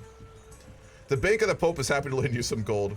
Oh boy, they gave the Pope shit just for being Spanish. I know they hate him. So funny story. Our aunt, our father's sister, murdered the Pope's father. The one who taught us. Yeah, that happened.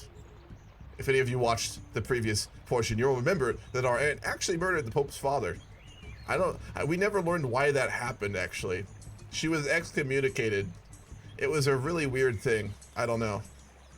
What's the name of the series and what's it about? Oh man, what is the name of it? By something Blood, I think. Ottoman series, Netflix. It's definitely worth a watch. Rise of Empires Ottoman. It's really good. If you like history, if you're watching something like this, you'll get a kick out of it. Definitely worth trying out at least. While traveling down the road, we encounter something long, thin, and seemingly slimy in the road. Tell my guards to wait, and I approach and kneel down next to the object. After some careful observation, I realize it's an earthworm, struggling to get up to the other side of the road underneath the heat of the sun. We're compassionate. We're gonna help it. Damn, that's a surprisingly deep event. Some of these mods I have on add a bunch of events, and a lot of them are really fucking good, I have to say. It really does make things interesting. You don't expect interesting, deep... I think that's not the deepest thing in the world. It's not like you're reading a fucking Kantian philosophy book, but it has a tiny bit of depth. It's always odd to see that in a game like this. After lots of hard work, I finally learned the Devar language. Endless hours of practicing accentuation, sleepless nights mimicking inflection, countless lessons mastering intonation. It was all worth it in the end. During my efforts, I looked to emulate King Gargamel's accent. I'm sure that he'll be impressed by my results, and of course, French peasants now respect me a great deal more. Good. We learned the language. Next, we're going to learn High German. I'll make all our diplomacy for trying to get the many kings, emperors, and leaders of Europe to fight the fucking heathen. Our cousin, I demand that you relinquish the scarab brooch. Go fuck yourself. No, I'm not gonna give that to you. No, no, no, no, no. No, no, no. That won't be happening. We commune with God. Divine guidance. For 5 years. Oh boy. We're really walking that heathen line, aren't we? At least there's a cynical pope. When the pope's dead, we might have some problems. He'd tolerate us, but another pope might not. So let's go on a pilgrimage.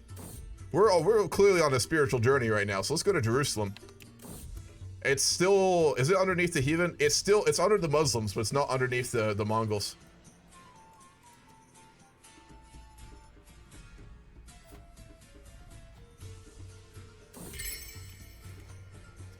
Ah, well, we're gonna get married before we leave, I guess.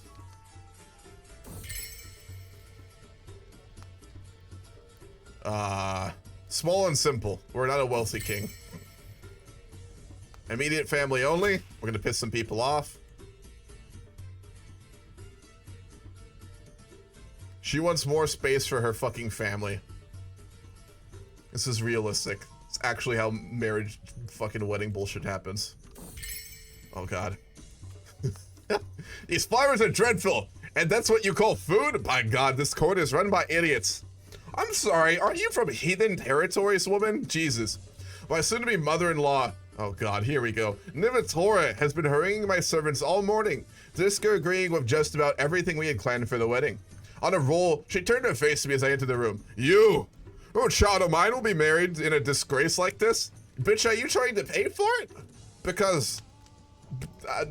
Jesus Christ. Launching into a tirade, I realized she has some pretty good suggestions, but they're surely below the budget. No.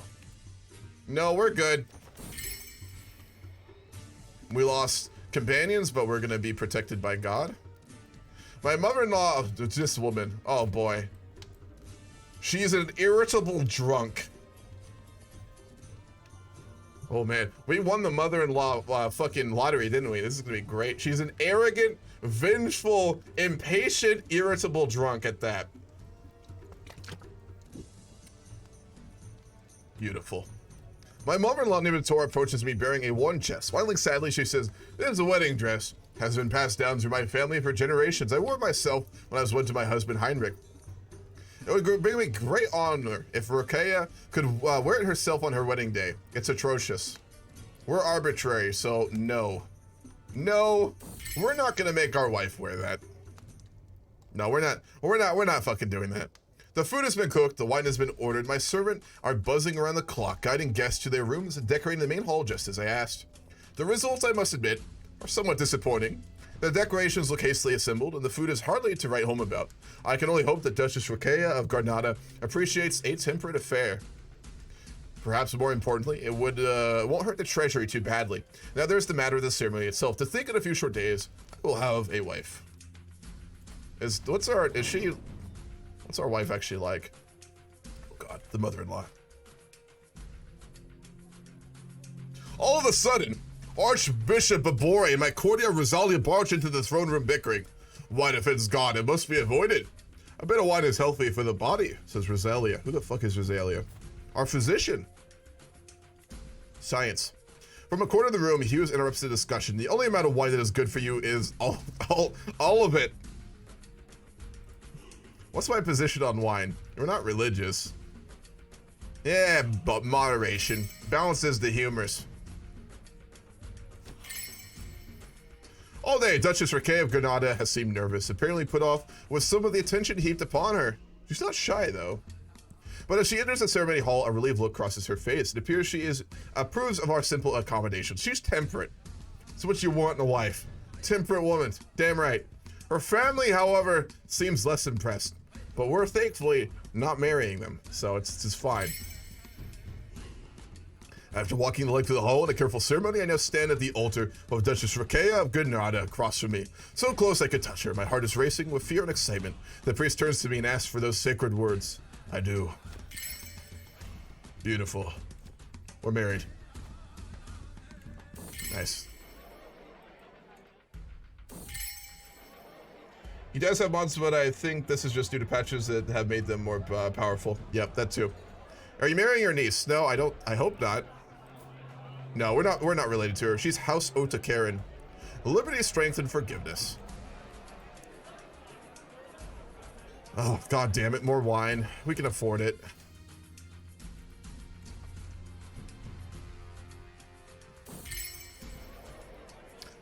Oh, our mother is still alive. She's actually like 40. She was really young when she had Olympus. As one plate of food is replaced by the next, my mother Sylvia goes on and on about some tome collections. Well, that's actually interesting to us. And that was how we salvaged that mess. And are you sure I'm not boring you, my lord? Well, we'll talk with our mother. We're a nice guy.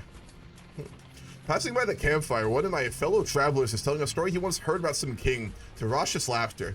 They all fall silent when I approach, except for the storyteller. Oh, don't worry, my lord. You're nothing like the fiend in the story. It's about a king of some faraway place called Sardinia, Corsica. So let's hear it. What you saying, bitch? What did I promise last night? I cannot remember what led me to do it, but I do remember slapping the back of my brother Prince Alessandro and telling him that I would do anything he asked of me. Uh-oh. We're arbitrary, so we're gonna say we didn't do that. Her mom is a Karen. Yes, she is. Yes, she is. I stumbled upon my Chancellor Gunari crouching beside my dog Brutus, scratching her stomach. This dog of yours is quite the charmer. Goddamn right. Goddamn right. No other city in the world has a history like Jerusalem. Beautiful. We have made it, and we are now a pilgrim. A holy man. 29 learning. Beautiful. A wise man.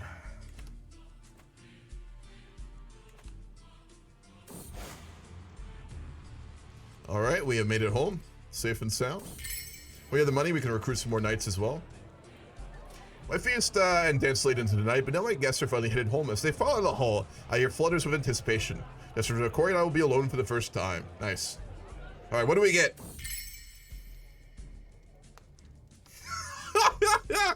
I should have known something was up when Raquel barged out of the reception before the guests had even left. When the bedroom door closed behind us, she whipped around, beat red, and stabbed a finger at my chest. You are the most despicable, disgusting, lousy excuse for a king I have ever met. Don't you even think about sharing a castle with me, let alone a bed. Well, that went well. Beautiful. She's our rival now. Our wife is our rival. This will be interesting. Poor King Solomon, he just wants to read books and fight the Mongols, and he has to deal with this. Oh boy. The ceremony for marriage to Duchess Rocoria has come to an end, and how it will be paid for.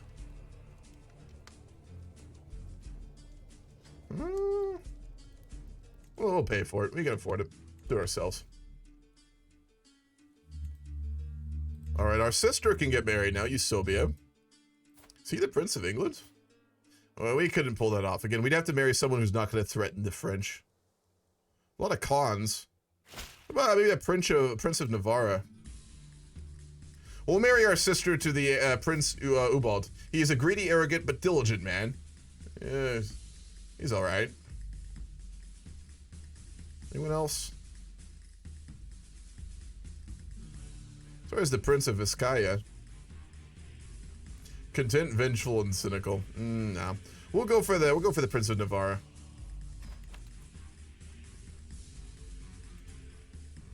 Cool. You have a follow or sub you missed, I think. Oh, do I? I apologize. No, I said it earlier. I know I did. There's no subs, at least on my thing. Did I miss something? Hold on, let me check my other one. Nope. Nope, don't think so. I do appreciate you looking out to us, Scully. I could definitely forget about those when I get into things. Ignore wife, learn high German. You're goddamn right. Solomon's on his Sigma grind set. He doesn't give a shit. Alright, we're at some wedding we don't care about. Beautiful. It's our marshal. No, that's the French marshal. Yeah, alright. Oof. Was that the sound of an empty cup you just set down on the table? to hear anything over the din of the Great Hall. Duke Loselin. Most have enchanted ears. My gracious host waits for a servant. More wine here. None too thirsty. Well, we can't offend him. We didn't become a drunk. Good. Good. Someone spent their channel points to name a child, I think. There's a hydrate. There was a rename shipper army, but we can't do that in CK3. Could you refund that to him, Moscova? He did that earlier, and he needs those points back. I just didn't get around to it. I hope your life likes Ingrid boinking, because that's going to be a thing now. Yeah, we're going to hate screw our wife. If we don't get kids, we are going to have to ask for a divorce, though. We could always try and seduce her. We have a chance. We're going to try and seduce our wife, who's our rival. Why not? It's worth a shot, at least, you know. Maybe she's really into learning about esoteric Christian literature. You never know. We're gonna show her our most interesting tomes on Roman mysticism. What woman wouldn't like that? I mean, honestly. She'd be a fool not to enjoy it. All right. Beautiful. I have been made aware that Duchess Rakai is very close to my her friend Carlotta. Carlotte? Getting her favor might help me catch Rakai's attention. She wants a favor, but we're paranoid, so we wouldn't do that. So we're gonna say no. King Solomon is a boomer. What's up, Edelmeyer? Boomer grind set. Your wife is your rival. That fits 20% of marriages. Yes, it does. It just happened a little earlier than normal. Yeah, Christian manga. She'll love it. She'll love it. Why wouldn't she? Come on. It's art, okay? It's art. It's what it is. No, it's simply not how you say it. The venerable scholar who invented the word said it has pronounced the way I'm saying it. My friend Paulo and I have that. That's our friend from when we were a kid. He's still really young, though. Raging debate, which shows no signs of abating. Having passed a nearby gibbet, he's been remarking on it. Being fluent in Sardinian vulgar language, as I am, I gently corrected him his pronunciation. It begins with a hard sound, not a soft one, obviously, and he had the temerity to disagree, and disagree vociferously, no less. That writer, I can hear him chuckling from here. I can't believe you're still holding this abhorrent linguistic position, he blurts out, frustrated at my insistence. We're arbitrary, so we're going to become a descriptivist. This current insists upon using their own approach to language, implying a distinct lack of education in linguistic matters. Fuck yeah. I fully support that out of RP. Goddamn right. Listen, hear me out. Language is a form of communication. As long as you can communicate what you're trying to do, you should be able to say things how the fuck you want, and I will die on that hill. It got me in trouble in college, but I don't give a shit. No, you're not gonna leave. If you want to say words uniquely, that's your fucking right. I'm just saying. I understand the beauty and interesting nature of linguistics, but oh man, I hate it when if I get corrected for saying something in another language, I completely get it. That's fine. I don't know it.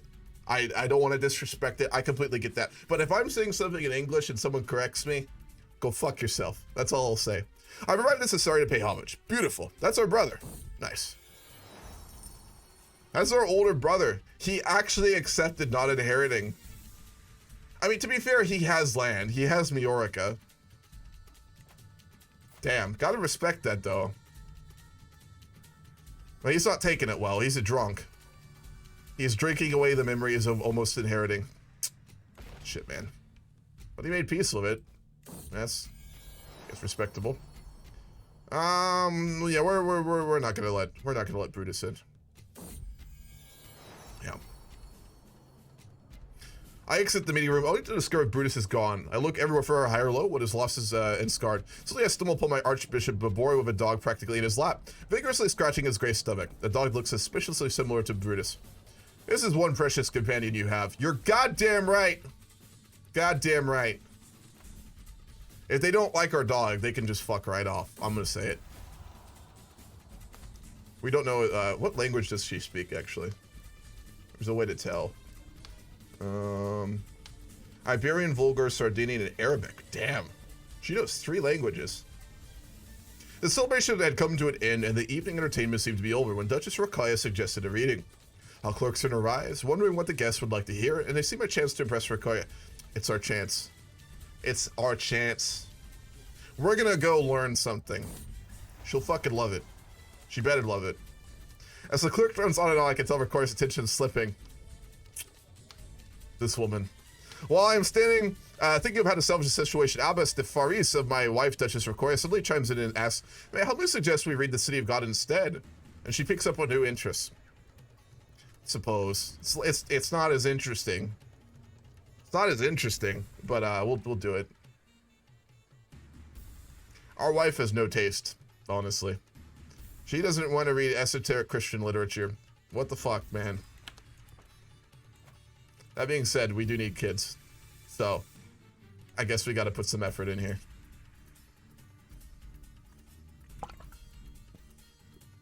Now, you can get a divorce. Somebody correct me if I'm wrong. Can you get a divorce in Christian law during this time period if your wife doesn't give you kids? Wasn't that a thing? Could someone correct me on that? I could have sworn that in the Catholic, like one of the only ways you could actually realistically get a chance for a divorce is if your wife isn't giving you kids. Because like Henry VIII fucked up because he wanted a son, but like I think if you don't get any kids at all from your wife, can you? Yeah, okay, I thought so. Yeah.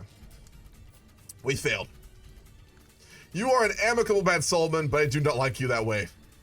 Only God knows what the future might have for us. Well, tell you what, if you give us a kid, we're gonna stop.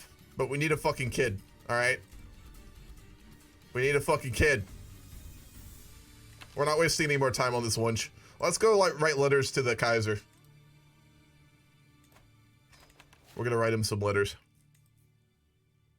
It was my understanding they weren't fans, but it was generally accepted. Yeah, okay, that's what I thought. What's up, Dolphin? Good morning to you. Good morning.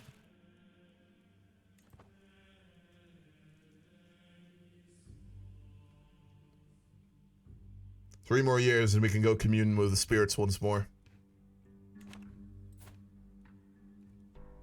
Damn. We fucked up with that marriage, not gonna lie.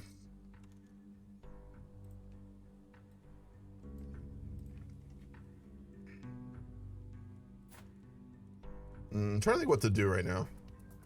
I'm gonna follow by my spirit. I mean, you can get a divorce if the wife disappears. Yeah, we are arbitrary and paranoid. You know who I completely forgot about? We need to kill our spy master. No, he died. God damn it. The spy master who beat the shit out of us with a club when we were a kid died. I was gonna try and murder him. That sucks. Damn.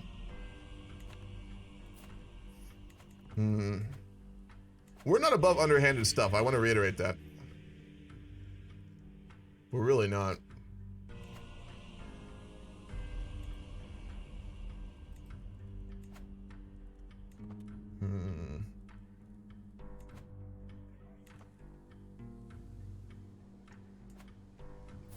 What do our vassals think of us? All our vassals really like us.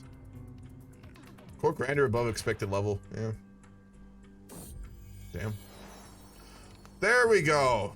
Brady smiled upon me. My wife, Duchess Rikoya, is bearing my child. Alright, we hate screwed our wife. We're good. We hate screwed our wife. We're gonna get a kid. We're gonna get an heir. Our character is bisexual. You know what this is gonna definitely turn into? You know what this is gonna definitely turn into with his sexuality? We're just gonna have a loveless marriage with our wife and bang dudes. That's what this is gonna turn into. I'm calling it right now. It'll happen. Give it time. Yeah, extramarital affairs. If she's excommunicated, the marriage is no longer valid. Shipwrecked at sea, that's the other option. Yeah. Submit to the Great Khan. What the fuck do you think we are, Dolphin? Goddamn heathen? You know, a man of lesser faith, a weak man. Not a great king like us or another type of heathen. They would bow to the will of the Khan. But God speaks with us. He speaks directly with us. We cannot forsake him for the heathen. No. No, we could not do that. Certainly not. Every medieval TV show ever. Yeah, pretty much. Call your mud off. I'm sorry, what? When I finally get Brutus to back off, Judeki leaves without a backward glance.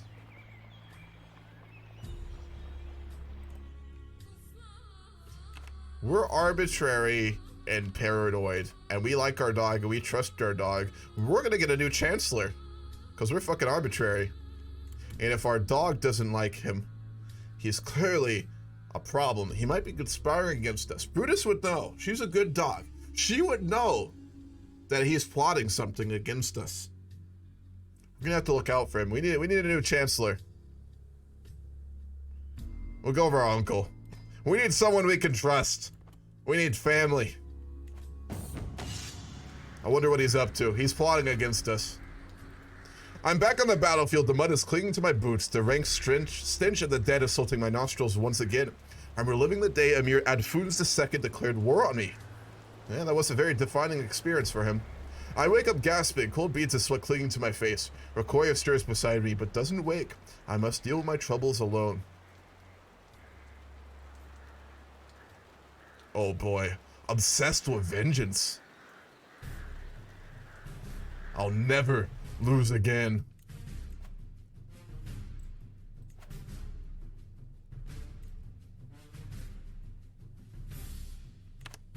We're gonna prepare a claim on his title.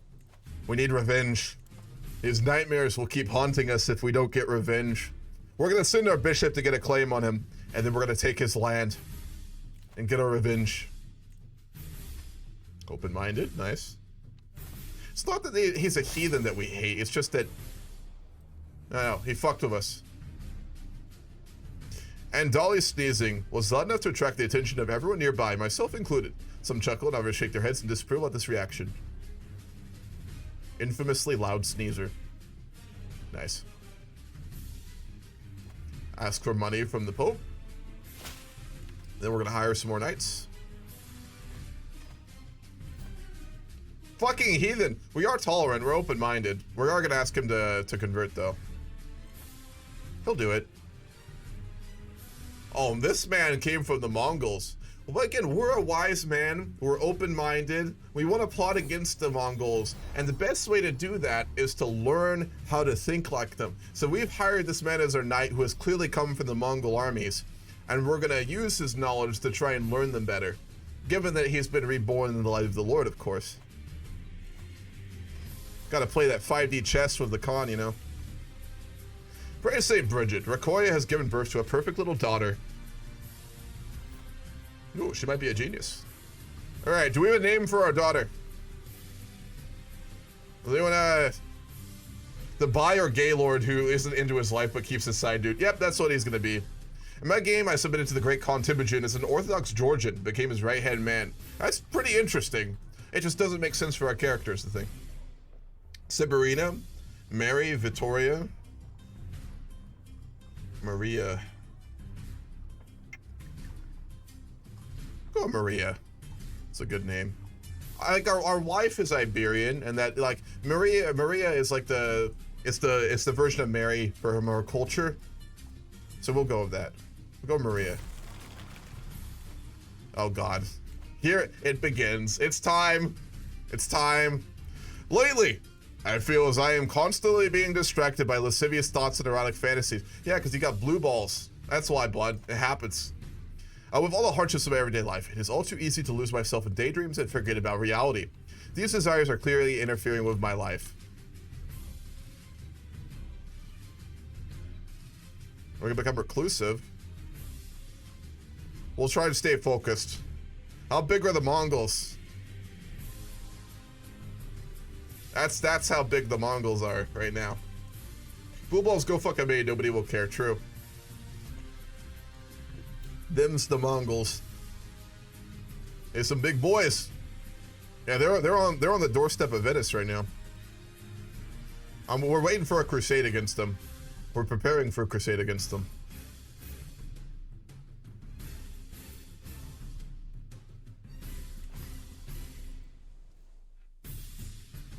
We're gonna take the other islands in Majorca. We need to start building up our strength a bit more. We've become a bit complacent.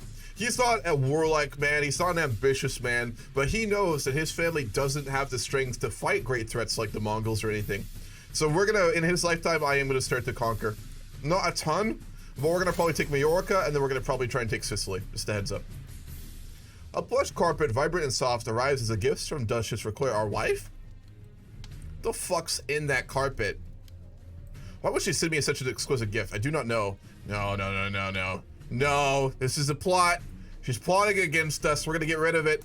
We're gonna sell it. It's probably poisoned. It's alright, Discover. See you in a bit.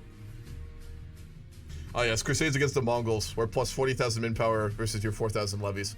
No, it'll be a full crusade with like everyone, I hope.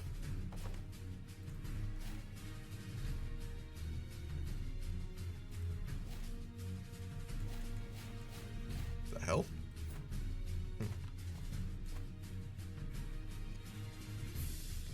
He's awesome.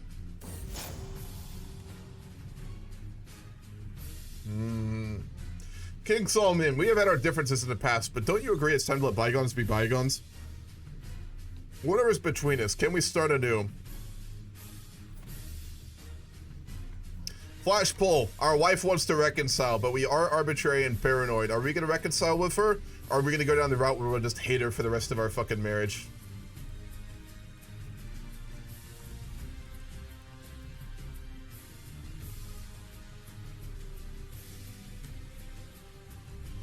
What are we doing? What are we doing?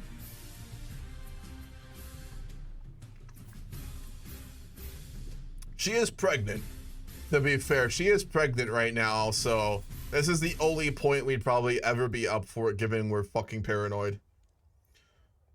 On the other side of hate is love. That is very true. I think your wife failed assassination plot. She's like, let's bury the hatchet. Yeah, for real. She's like, shit, he knows. He's on to me. Ah. Fuck, I'll have to screw him. She gave you a kid. That's true. She gave us one child and she's about to have another.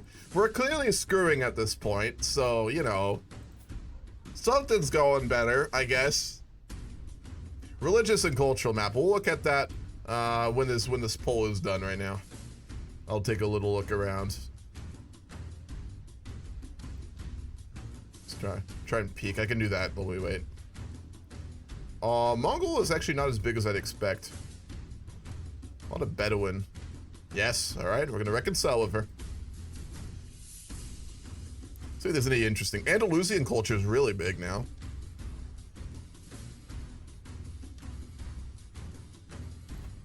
Sino-Tenjut. Oh.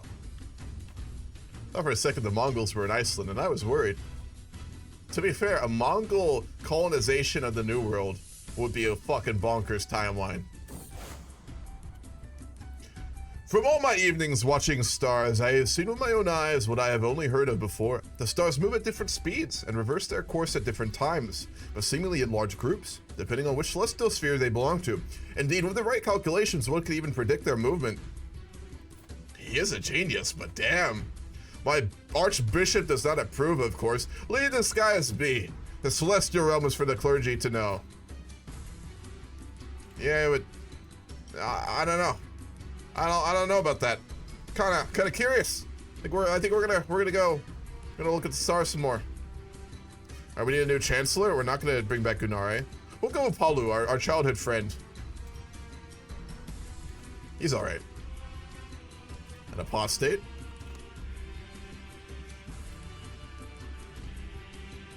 Whose children are they? That is very true. Your brother ditched Sardinian culture. Yeah, he ditched our dynasty too, Erraticus. The United Mongol States of America. Oh boy. Mongol map mode, we'll look at that, then we'll hold court.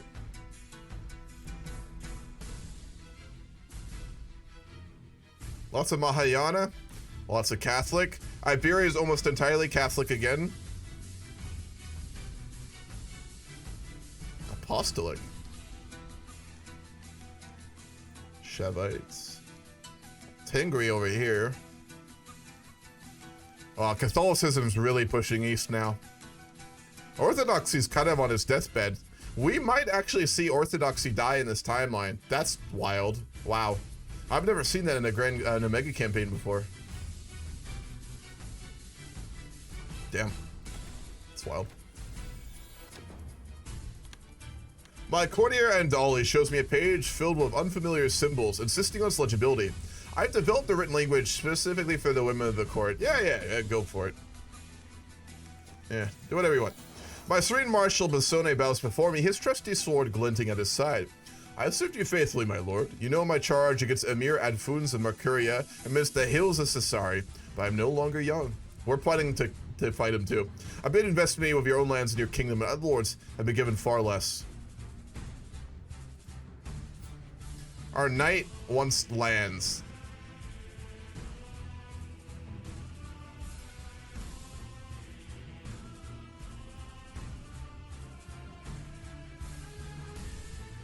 Fuck, we'll give it to him.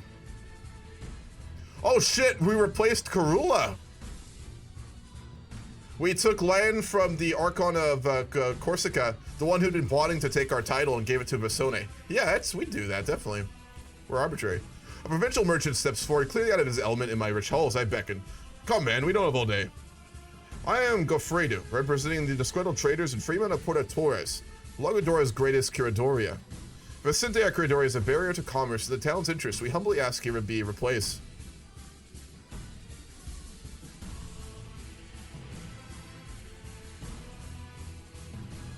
We'll do an election. Beautiful Seba 59055. Mongols convert to Orthodoxy. Woo! That'd be wild. Oh boy. Orthodoxy conquers all of Catholicism under the Mongols.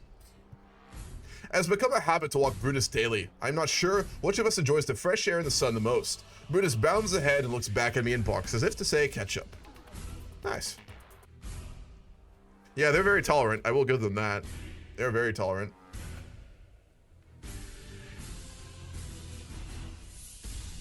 Only the strong. Whew. Oh boy.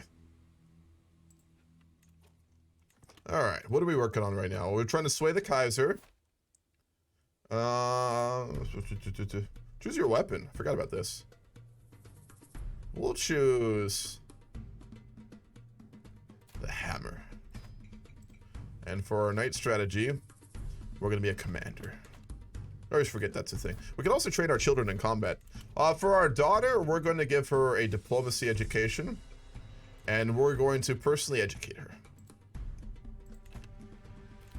Dangerous faction. Lower taxes. Gunare. I knew he was plotting something. Our dog was right. Brutus knew something was up. Our brother Cyrus can get married. He is a handsome prince, stubborn, forgiving, and calm. He has no titles, but he has claims on our titles.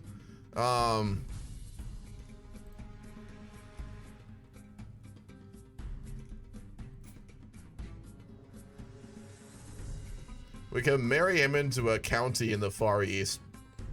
But we really like him, so we want to keep him around.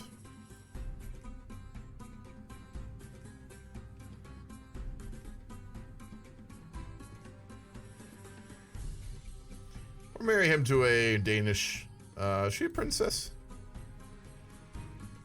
Her grandfather was a king. Her father is... Yeah, he's got titles. She's from a good family, good breeding. We'll marry them. What's gonna happen if the Mongols reach Rome? Well, then we're gonna have a Mongol world, most likely. That's what will happen. The Mongols didn't give a shit who you pray to as long as they got their money. Yep, absolutely. Yeah, the Mongols are fucking insane. Ah, we got a son. All right, what are we naming our son? Anyone got any ideas while I read this? With a tired and blissful smile, Rakoya presents me with a perfect little son. One day, child, you will carry on my legacy. What name would befit a king? Son. Some tingle. Alexander, Luigi, Lysiandro. Luigi is a historical name, unironically. A relative of France? Lysiandro. That is kind of an interesting one. Name him France. What are we, a white family in America that names our children after where we conceived them? Jesus. Mongol's Bane. That's a little too on the nose, you know? Sardinia. Yeah. Oh, it's the Italian version of Alessandro. Really, platypus. Oh, all right, we'll go for that. I'm gonna have to figure out how to say his fucking name though. Carpet. This is my son, Carpet. Oh boy, Joe. Oh boy, we'll go for the one that Platypus mentioned. Lysiandro. Lisiandro.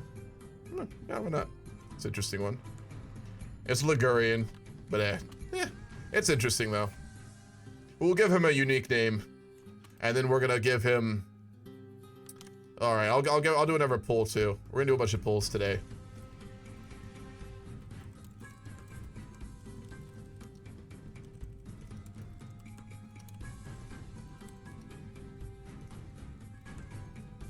What am I missing?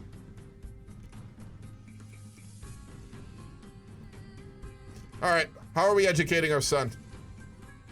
I'll do a poll for this one.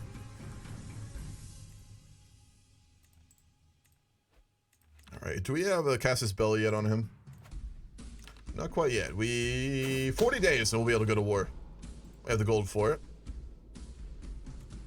My spy master has come with me grave news. While we do not know who, someone is plotting to kill me. Oh shit. Am I a fish? Probably.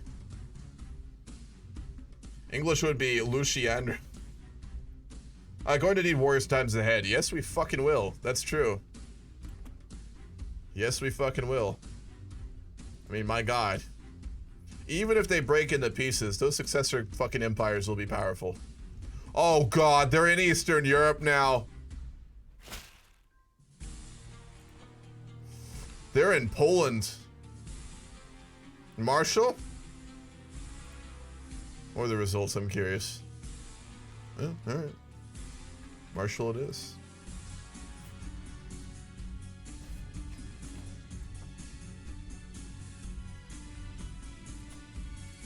We're gonna get him to start getting us a claim on the Ever Island as well.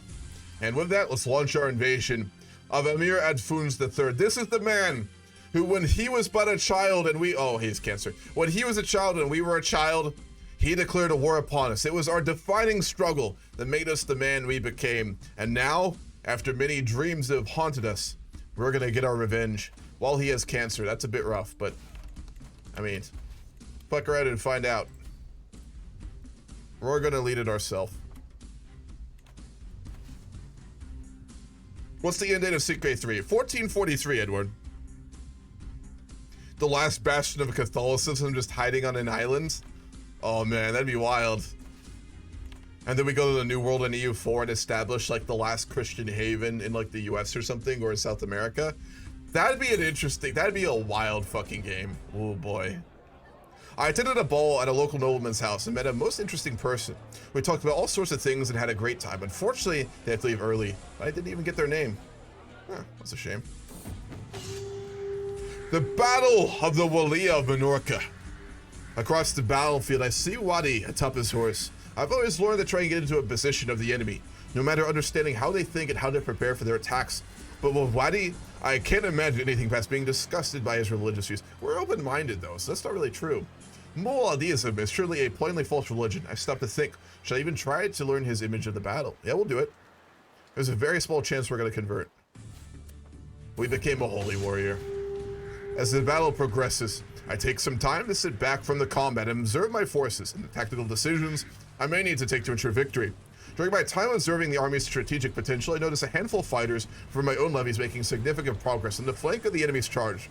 One individual particularly catches my eye as I watch them single-handedly take down 4 opponents on their own. Looking left to right, I observe the rest of my army and ponder the thought that I may need new, fresh blood in my ranks at some point. As I glance over at the young soldier fighting boldly, I wonder if I would should consider their skills as a fighter. Yeah, bring him to me. Who is this man? He's not a very good, he's an alright fighter. Ignu de Portutura. Can we knight him? We might be able to. No, we can't knight him. That's a shame. Alright, we just have to finish the siege. It should be an easy war. Literal Mormonism. Mormons with more steps. Yeah, Christian Mormons hiding out in Western North America. It's hard to colonize from the Med. I'm not against the save edit if we do something like that though, Leto. I will not be married to mechanics when it comes to EU4. I'm not gonna do stupid shit, but if we are like the last bastion and we need to do an exodus, I'm not against a save edit to give us a colony. My spy master Judisa Natalia approaches me, raging her eyes and a dog in her hand, dragging on my scruff of her neck. As she reaches me, I see it's dear Brutus. Rather than beast amongst my things. I'm not giving you 80 gold for your possessions. No, we're not doing that. Reliving guard duty. I'm here to relieve you. I hear one of my nearby guards say as he takes up his post. Another day, another coin. The other one says as he takes his leave. Beautiful. When we're done leading our men, we're gonna have a mystical communion as well. Ooh, shit. Oh boy, we're getting pretty fucking competent here. War against the heathens made him more religious. Not necessarily. I mean, it might have. But like, he became a holy warrior. That's true, it did. Yeah, he did become more religious. You're definitely right, yeah. Yeah, she wants like 10 fucking houses for her like broken cupboard. My rival and vassal, Archon Karula, has accused my sister Mariana of having copulated with my knight Ebard. Oof. Oof. Things cannot be accepted outside of marriage. We're arbitrary, and we like our sister a lot, so he's a fucking liar. And the war is over. No, it's not. Who? Fuck. Oh, we have to conquer the other island.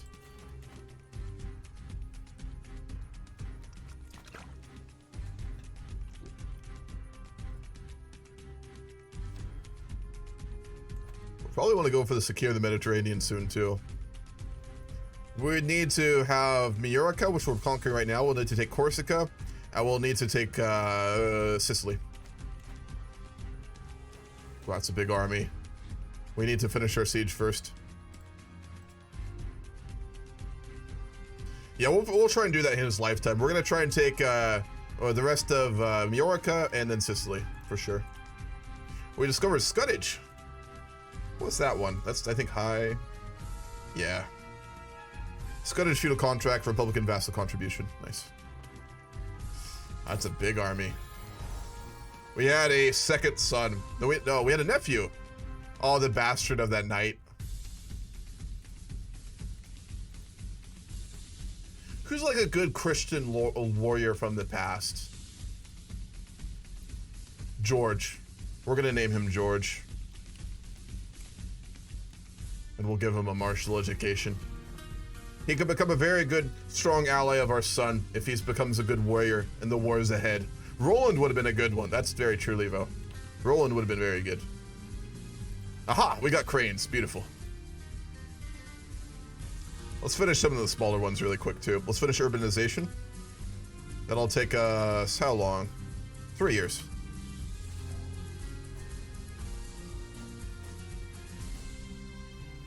Oh god, it's gonna be close. No, they got the siege. Fuck. As the siege of the Walia of Ibiza comes to an end, I sit and ponder the events that have occurred as I commanded the siege's strategic decisions. Whether their defense is too weak, or my men or weapons too strong. Either way, it certainly feels like something was off. My liege, a lot of our fortification holdings still use some of the same technology against the Marshal. We're paranoid, so we'll invest in it. Alright, we're gonna need to hire the Templars. We'll hire the Teutons, actually. Those are the ones in our territory.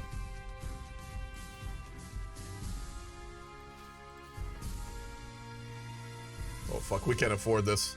Embarking is literally gonna break our economy. Are you really the last bastion of Catholicism? No, we're not, Platypus. But, that being said, that's the Mongols, so we may become it very quickly at this rate.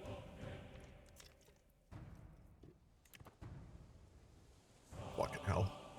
We have to win this battle, or we are fucked. We're gonna lead it ourselves, though. We ain't no bitch! Turn the music up. Here we go. To win the war, and to get revenge upon our enemy. We're leading our own men. Aha. As the battle rages on, I realize there are multiple weak points in our front line that are particularly vulnerable to an enemy spearhead attack. Screaming at my men to cover the softened area, my voice breaks, and I realize they will not be able to hear me. Quick! You need to come with me. I command them and usher them in the direction of the weak spot. As we arrive, an enemy has already begun changing into the vulnerable gap in the line, so I rally them in to brace for a coming charge. Whilst we hold, I hear an enemy general shouting a muffled command, followed by the groans of numerous enemy footmen. What was that sound? I think before a rain of spears and javelins begins to descend upon the shoulders of the enemy push. As projectiles slam into the men around me, one smacks past my head, excruciating close to penetrating my skull. As I turn in shock and see the same spear destined for the head lodged in the chest of a lifeless footman behind me. Jarred and stunned, I wobble away from the enemy charge in a nauseating mix of fear and shock. That could have been me.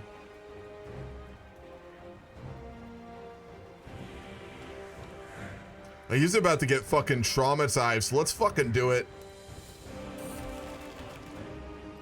I sit, paying only a little attention as the peasant finishes their tale of woe. Frankly, I barely even registered what they were thinking about. Oh man, he is not in mental shape after that. I like this story. You're probably some foreign spy. Oh no.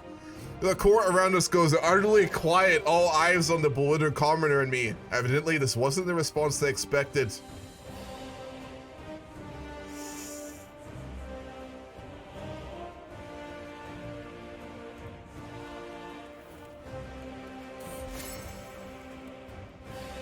Uh-oh. Uh-oh. I see an older woman dancing around with erratic but joyous movements, laughing and skipping through the town market. I ask one of the peddlers who she is, and he shrugs. Oh, don't mind her. She's the local madwoman, but very kind and harmless. She's been like that for years, and we think she's just possessed by God. Amused, I approach the lady and make small talk with her and ask her why she seems to be in good spirits. Always be happy for what you have today, my lord, she says cheerfully, twirling around me, before bowing and skipping away. Who knows what tomorrow may bring? Laugh and be merry. That's how to live life. That's true. Uh-oh. Let's go find our fucking dog. We can't. We're leading our army. Uh-oh. If he fucking dies here, I swear to God. Realistically, a character would realize that the time for Merchant Princess is over, and the time for Marshal is now. The Mongols are subjugating our Orthodox cousins. Yeah, he'd be wise enough to know we need to keep what makes us strong, which is our economy, our trading, but we need to become a much stronger military power. Absolutely. Which is why we're gonna just expand a lot during his life. Like, this is when we finally have a leader who it makes sense for us to grow. We took the son prisoner. We seized the brooch of our enemy, and we have forced them to give terms. The armies in Sardinia are victorious. Beautiful. Now let's go pet our fucking dog, my God. Helped a little bit. Let's go hold a mystical communion as well. We have divine guidance again. The Lord, he speaks to us often. More and more. Ooh.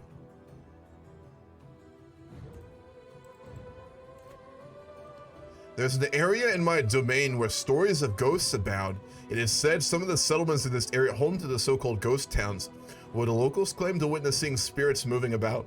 I've been feeling a little brave lately, and fucking crazy. Yeah, let's do it. Uh-oh. We're gonna go hunt some ghosts. What can go wrong in our fragile mental state? For a long while now, there have been... I already read this one. Reveal yourself! Just as I am beginning to doze off, I saw them. I saw all the spirits marching here and there. My jaw dropped open. Such things few living people have witnessed. Yet there they were, walking around like the living. I was so excited that I accidentally slipped and landed face first on the floor. When I gained consciousness, my guards were relieved I hadn't injured myself, and they asked me what happened and why I was so excited earlier. I told them I'd witnessed, but they were confused. One guard said, "There's nothing there, my lord. We saw nothing."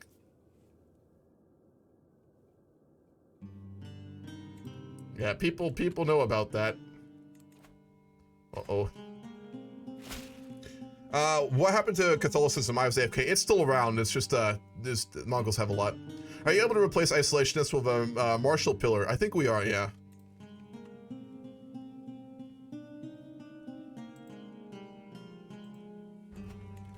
We'll send our Marshal to get control.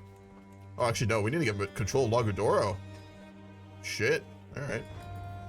It's not good. It seems that despite her and Roselia's best efforts, Judith Natalia of Cagliari remains about as literate as the average village idiot. Most wise and enlightened king, How may I inspire my liege to learn to read? Do we not learn to fucking... Oh, she doesn't know how to read? At 50?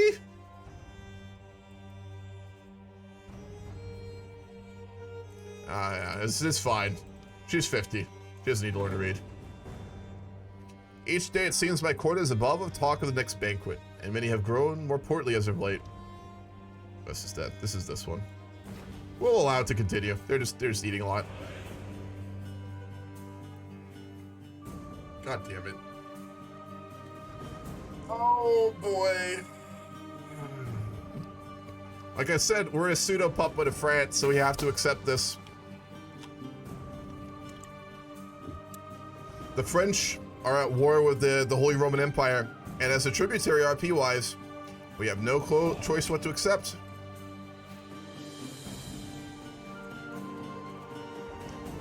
Call the banners!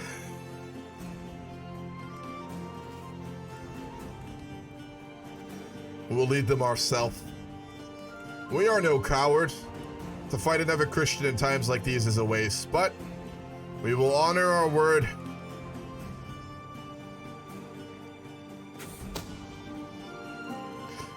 My wife is plotting to kill me after she wanted to reconcile. I fucking knew it. It was that carpet.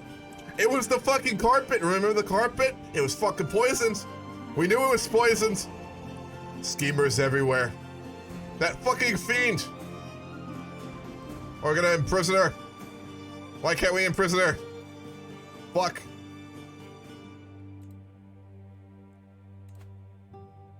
We're gonna counter murder our wife. Oh no, that gave us stress.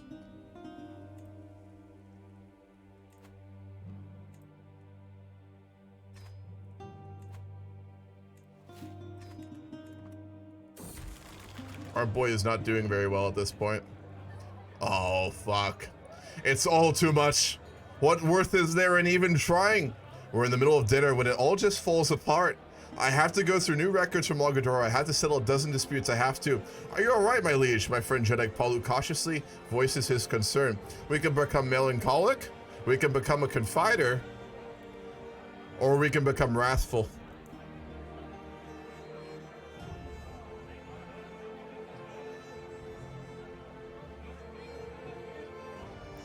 We're gonna become wrathful. We're gonna lose compassionate.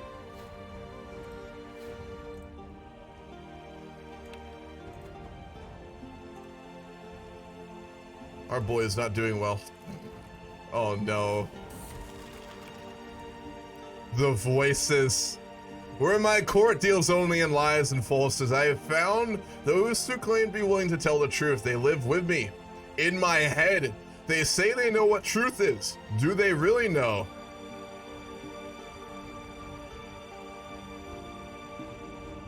We can run naked, or we can become a lunatic.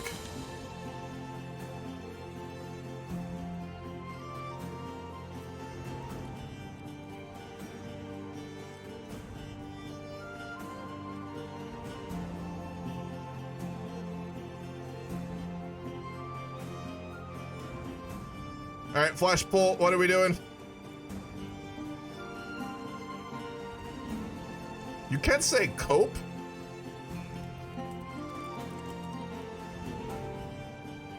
You can't say lunatic?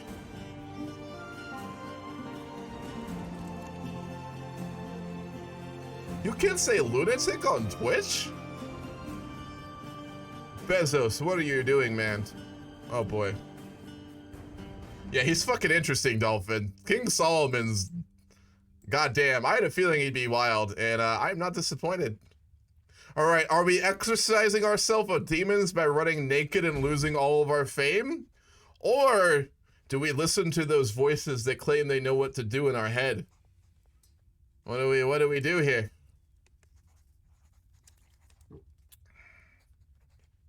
Our poor fucking boy. Only 24.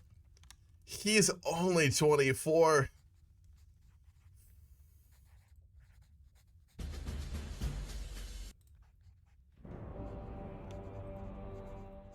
Damn. You know, pressure made a diamond, but that diamond is starting to fucking crack at this point. Alrighty. We're a lunatic. We are batshit crazy.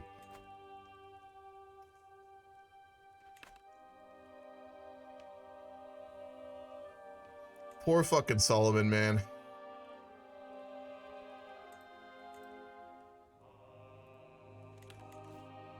And we're going further and further into debt right now. Oh boy. The twisted turns of fate have not always been to my advantage. God knows that I was cursed today I met Archon Karula. Karula died. Good. He died in our prison. Do we have any other prisoners? We have one. We have Tabir Fatima, who is a deviant heathen. We'll let her go. We're crazy. We'll just let her go.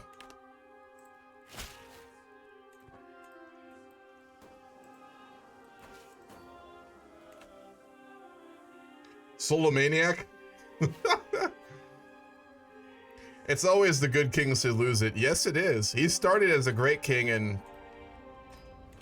he's a genius, but his own intelligence and his own stress broke his fucking minds. He's still a great man. I mean, he's probably one of the most interesting, competent leaders in Europe, but those screws are not tightened very hard on his head. There's never a quiet moment. My son and heir, Lissandro, is so full of questions. I do my best to encourage his curiosity, but sometimes I cannot help but get exhausted by the constant stream of thoughts. He's curious. Nice. He's a good lad.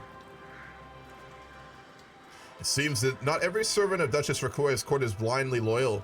The Imam assures me that he is a way in, that a few coins in the right pocket would go a long way. We cannot fucking afford that. Oh no, the HRE's mega army hit us. Hold on, let me find some, let me play something real quick.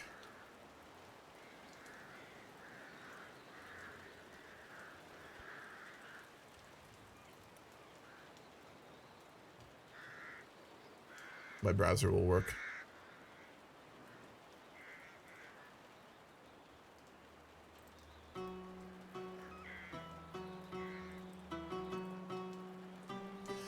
So strong on the face of the enemy, my soldiers have fought valiant so far at the Battle of the Barony of Leuven, but are slowly growing tired as their foes push harder and harder in rage against their demise. After a prolonged period of combat and a strong enemy counterpush, my men are stumbling around, exhausted, and in dire need of motivation. Seeing the opportunity to deliver some inspiration, I step up to give my warriors a stirring speech to reinvigorate them and restore their drives to continue battling against a difficult foe. Once I step up, I begin to ponder what I might say as a few of my soldiers stop fighting to watch me in admirations. Take heed of my words, brave soldiers! After a summary of the common ground between me and my men and some motivational words about family, I start to notice a few of the soldiers nodding in agreement as the enemy slowly approaches. It won't stop them, but nice. Charge!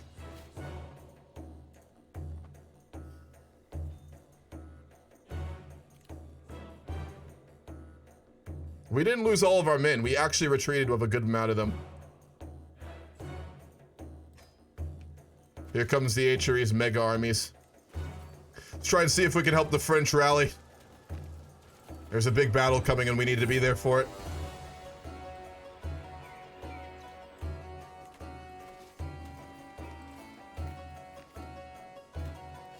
Uh-oh. My scheme moves forward to fruition. Swift communication is key. I have an especially clever pigeon from the Imam that could use an urgent matter to me in Sassari if the need arises. We don't have the money. We are poor as shit.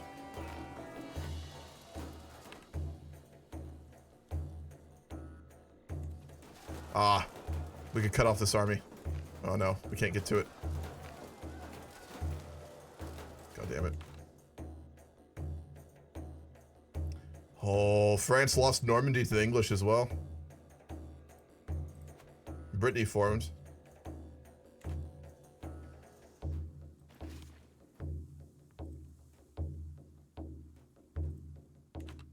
This is not looking good for the French. You might have a European Holy Roman Empire. If they take France, They're taking all the Duchy of Valois. That's the capital. They're gonna take Paris. This is a really important moment for this grand campaign, by the way. Just heads up, guys. For the mega campaign, this war is actually the most important we've had so far. Because if they get Paris, the HRE will take all of France.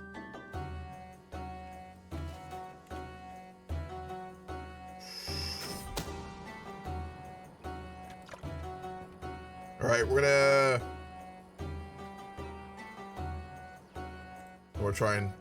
try and kill her. Oh man.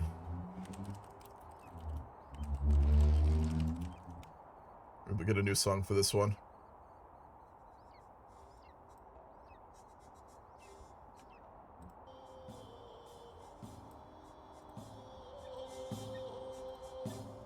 With the passing of Emperor Ogadai, several successors have claimed the position of the Great Khan, with none of them recognizing the others. We are finally seeing the end of the Mongols as a unified empire. They got all the way to Venice. They may not be weak, but they no longer stand united behind a single universal ruler.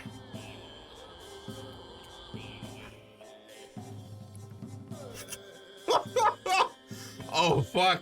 Alright, Chagatai in the east, the Golden Horde in the north, and Mongolia with all of Persia, most of Arabia, and all the Byzantines.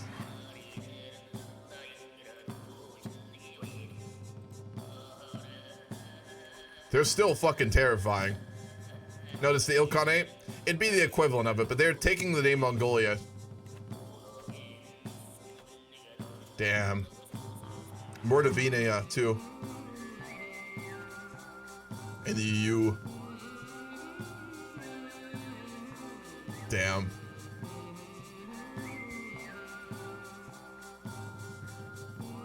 India Black Horde? Oh shit, yeah! He's in jail though. The Black Horde. He's a possessed man, oh boy. We've got a Lover's Pox Sterile Reaver. And then a hash-smoking fornicator. Wow. Well, the devils, they have broken into pieces, but they're still a fucking threat. The HRE could go after Byzantium. Wow, we might get a whole Europe HRE in this game. This battle, this war became actually even more fucking important right now. Wow. Alright. This is a very, very important war. Like, goddamn. We'll go for Whole of Body next. Sir will have no children. Fuck Mongolia might fragment fervor. Yeah, they might. They really might. Possessed murderer. Do they get their empires as de jure? I believe so, yes.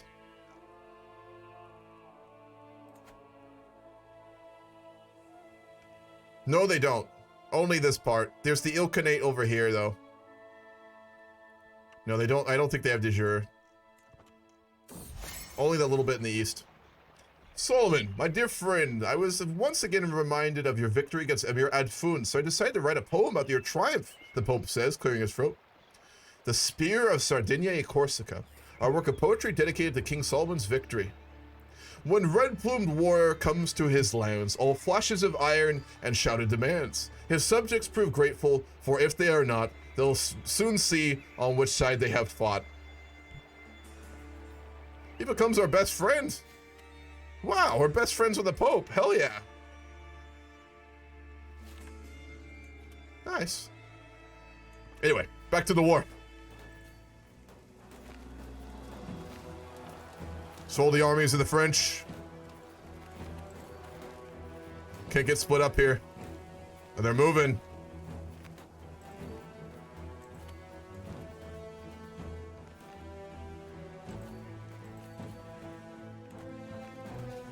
How's their supply?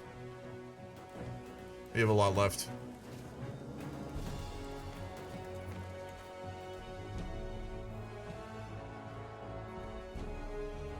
Yeah, this is actually the war for the future of Europe. Like, goddamn.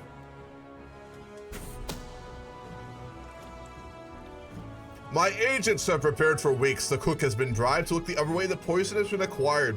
The duck was gifted. The Duchess Rocoya alone. It'll be rubbed with the poison, and the bed of herbs will mask the smell as it is served. She's fucking dead! Thanks to the duck and the poison vial, Duchess Rocoya, our wife, is finally dead. Even better, in her death throes, a bone got stuck in her throat. Now it is unclear who killed her at all. Aha. The bitch is dead. Well, we can remarry. We're only 26. We are batshit crazy, though, but that's fine. Religious map. Yeah, we can take a look at that.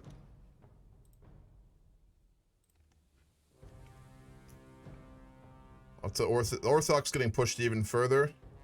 A little bit of Tangri, a lot of Ashari still around.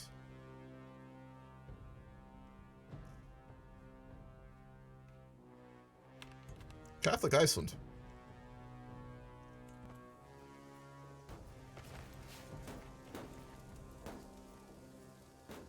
There's a White Horde east of Finland, is there? I didn't notice that one.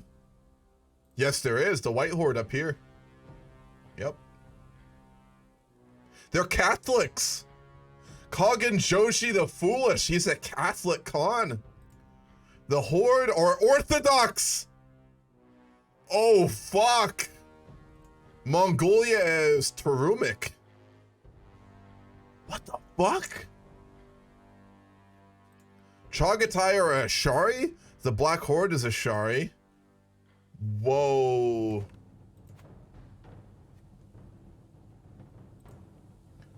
Tarumic.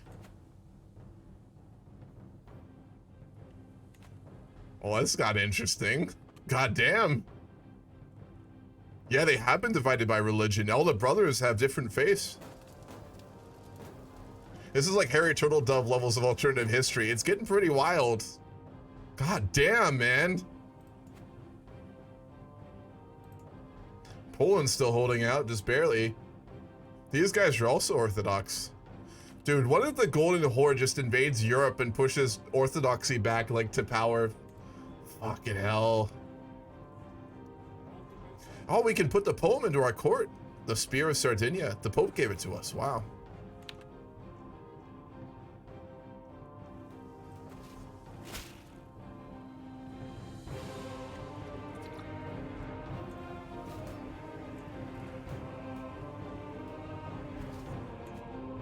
Damn.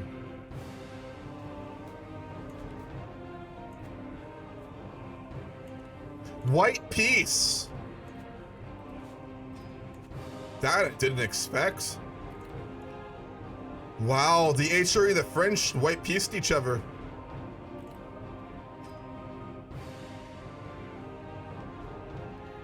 I mean, given the danger in the East, I get it. But damn.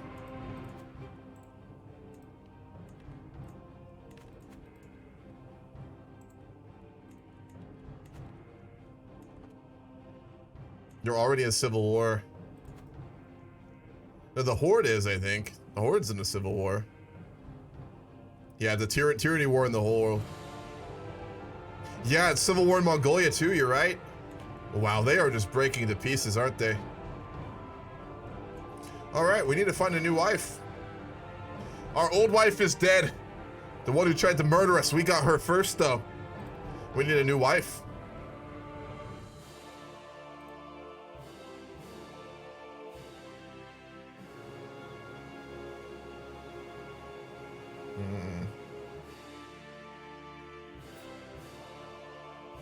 Related to a former Duke of Burgundy. She doesn't have claims, though.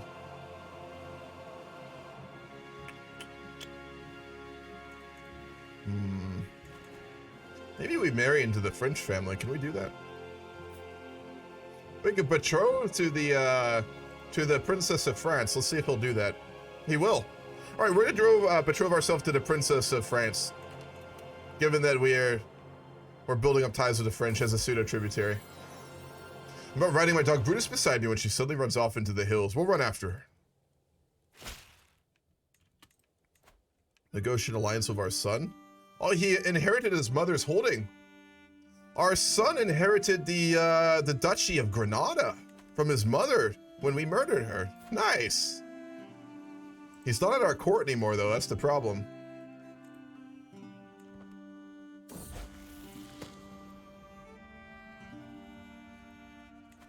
Damn, this is interesting. More than anything, my quest to be a learned man is teaching me how much I do not yet know.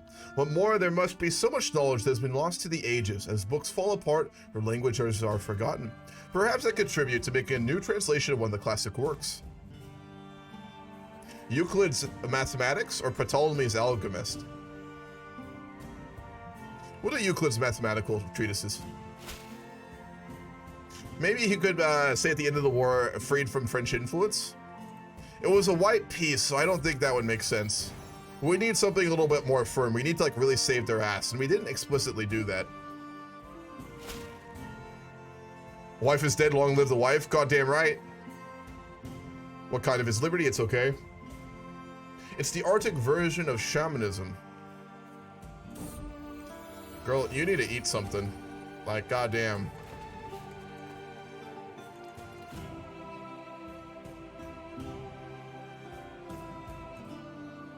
We're gonna become carefree in our madness.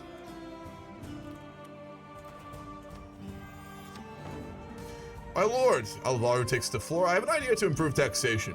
You could send surveyors to question your subjects about every property, its name, odor, extension, and value. We don't have the money for that.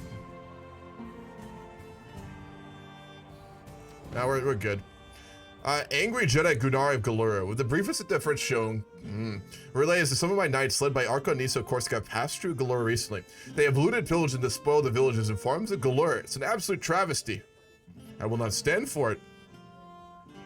They're coming back from a war. Go fuck yourself. Arbitrary. The man who approaches my phone is clearly a communal. I represent Cesare. In the last few months, our cemeteries have been plagued with the disappearance of bodies. Grave robbing. We're crazy and we're probably gonna support it, so yeah. We're gonna encourage grave robbing. Which will make the people even more pissed off at us. A lot more pissed off at us.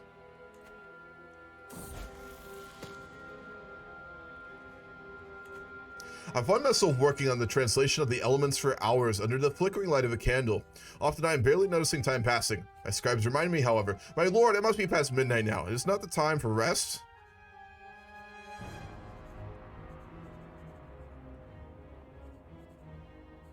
We're gonna rest. We're gonna make them keep working though.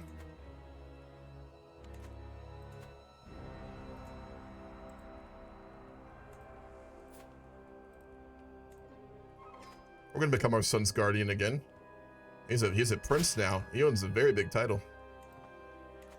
We'll do our best to teach him, even if we are crazy.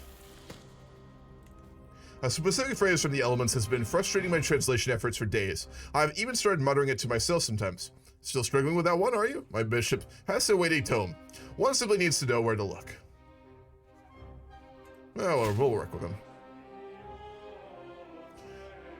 My current contract is very restrictive. Surely you would see the wisdom. But you owe me. Fuck. He does. We're gonna lose taxes to him because he has a favor.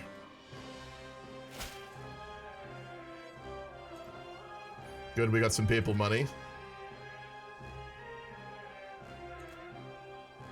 We'll support the way of St. James.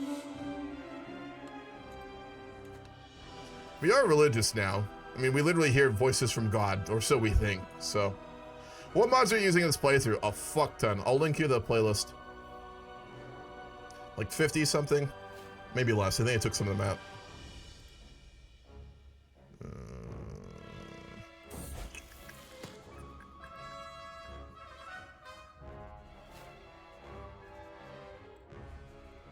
Yeah, 54 mods. I'll link them right here.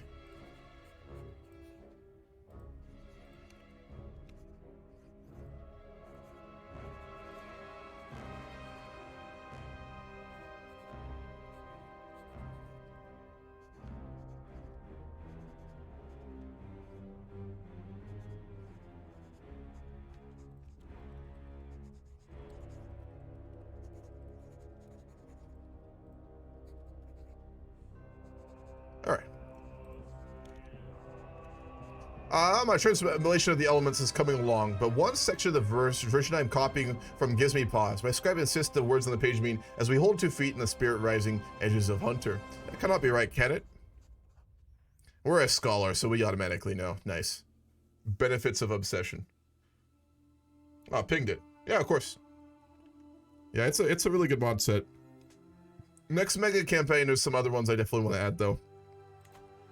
I didn't want to run too many mods for this one. I mean, I know 54 is a lot, but originally from like the mods I cut down for what we're using for this one, I had almost 100. But next time, since this is working, I'm going to do more.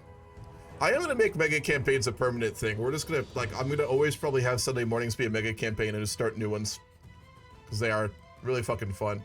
I stopped doing these. Like I said, I'd done these long before I have streamed them, so might as well just stream them.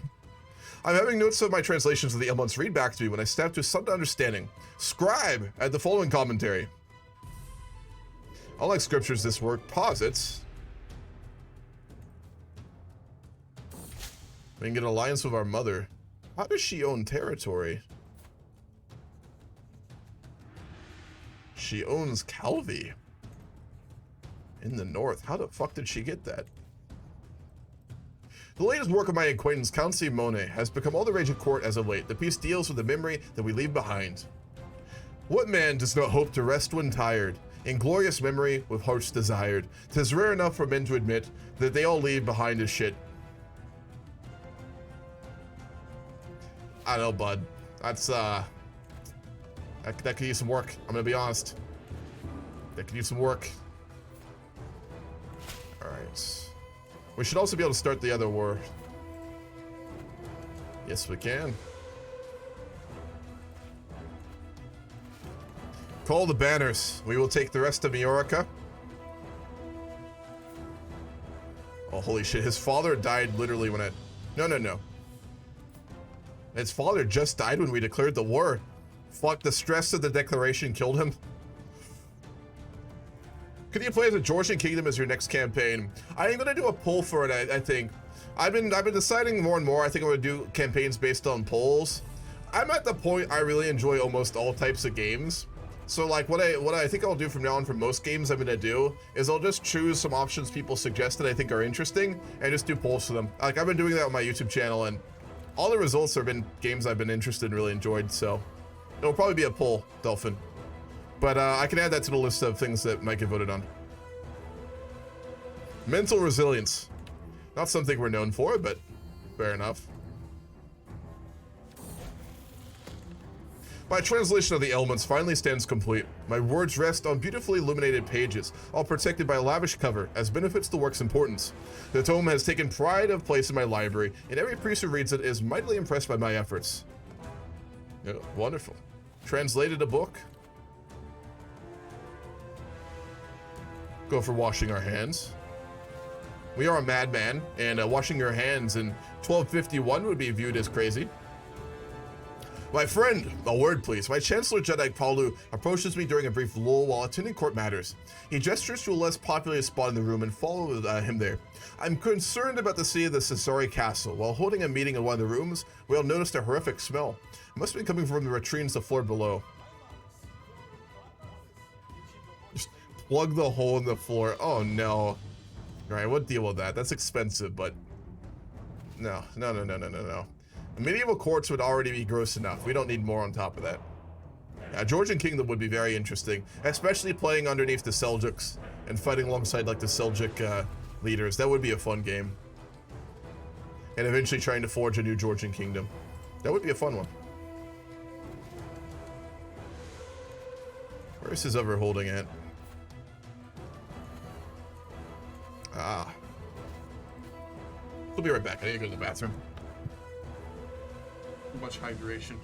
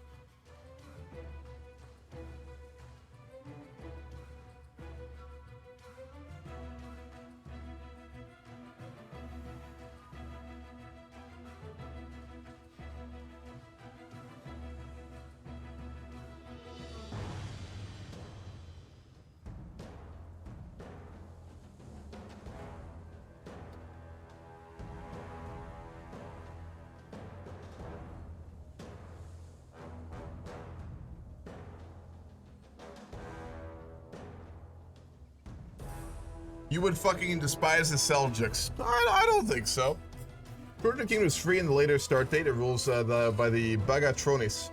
And in the later start date, you're married to the sister of the ruler of the Orthodox Salon, and your daughter is the queen of the Byzantines. Really? Whoa. I did not know that. That is a fucking interesting start. Yeah, that actually sounds interesting. I'll definitely put that on the list when we vote for the new mega campaign. It'll be a while though. I'd say this mega campaign probably has another 2 or 3 months. You also got to remember we're starting a multiplayer mega campaign this summer. So if this one has enough time to do another one before summer, we'll do it, but we may not. Because the first week of June is when we're going to start the multiplayer mega campaign. Our son calls us to war against the Count of Malak. He's declaring war on our son, of course. We will send troops. We'll wait on our own war. We're going to try and assist our son here. God damn, poor kid. He's like us. His childhood is going to be a very rough one. We will personally come save our son, though, with our army. My spy master Natalia has proven herself highly capable, especially in academic matters. There are some projects I would like to understand in the Judicadu of Tortoli, my liege, with your blessing, of course.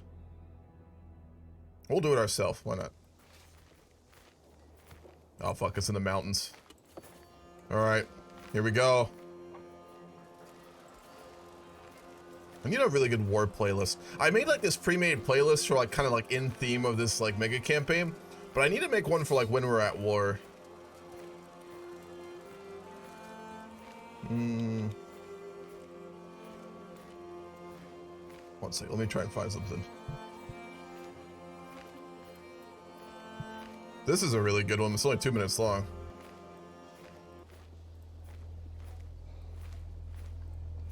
Play this for a minute. It fits the theme. Well, they're trying to chase our son's army. We're gonna get there in time. Nope, they're running. Oh, cowards! Face us.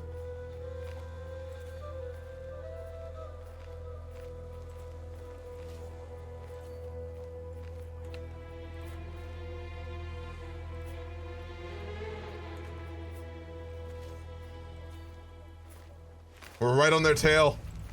Fucking cowards!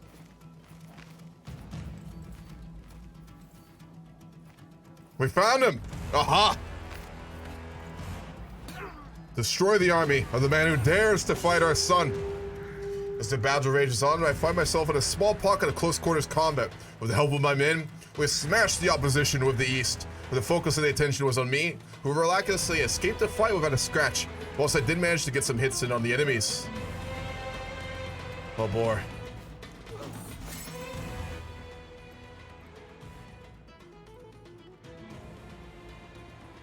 Uh-oh. I arrived back at my castle after a long, lonely walk, another year older. I was born 29 years ago today. The older I get, the more I cherish the relationships I cultivated over the years. So it saddens me when I have not heard from Eusebia.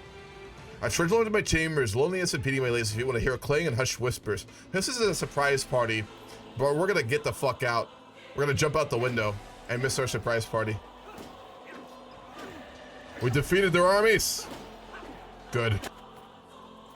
Completely massacred them. Let's finish the war of our enemy, and then our son will finish his war.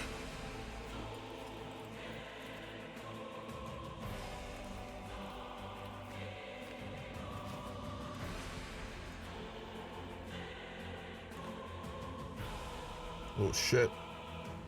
They're gonna get that. Damn, that fort is garbage.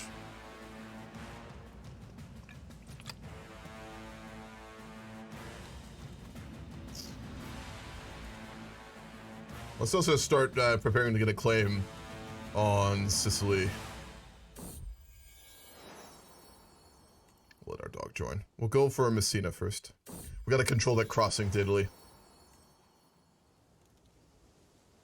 Alright. We'll go... I really need to make a war playlist. I'm gonna make a note of that actually, so I can do that later.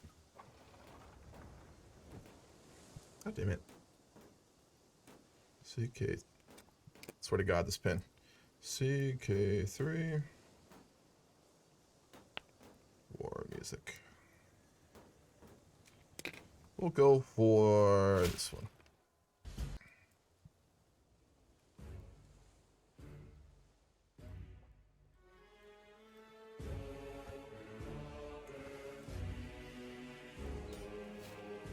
And we've won the war. Emir Adfuns has been gained as a hostage, and we will end the war and take the last of the Majorca Islands. We'll take Ibiza. Let's march our army to assist our son and end this war. Ooh, their army is on Granada. I don't fucking think so. Papacy is very big, yes. Not as big as the fucking HRE, though. They have Denmark now.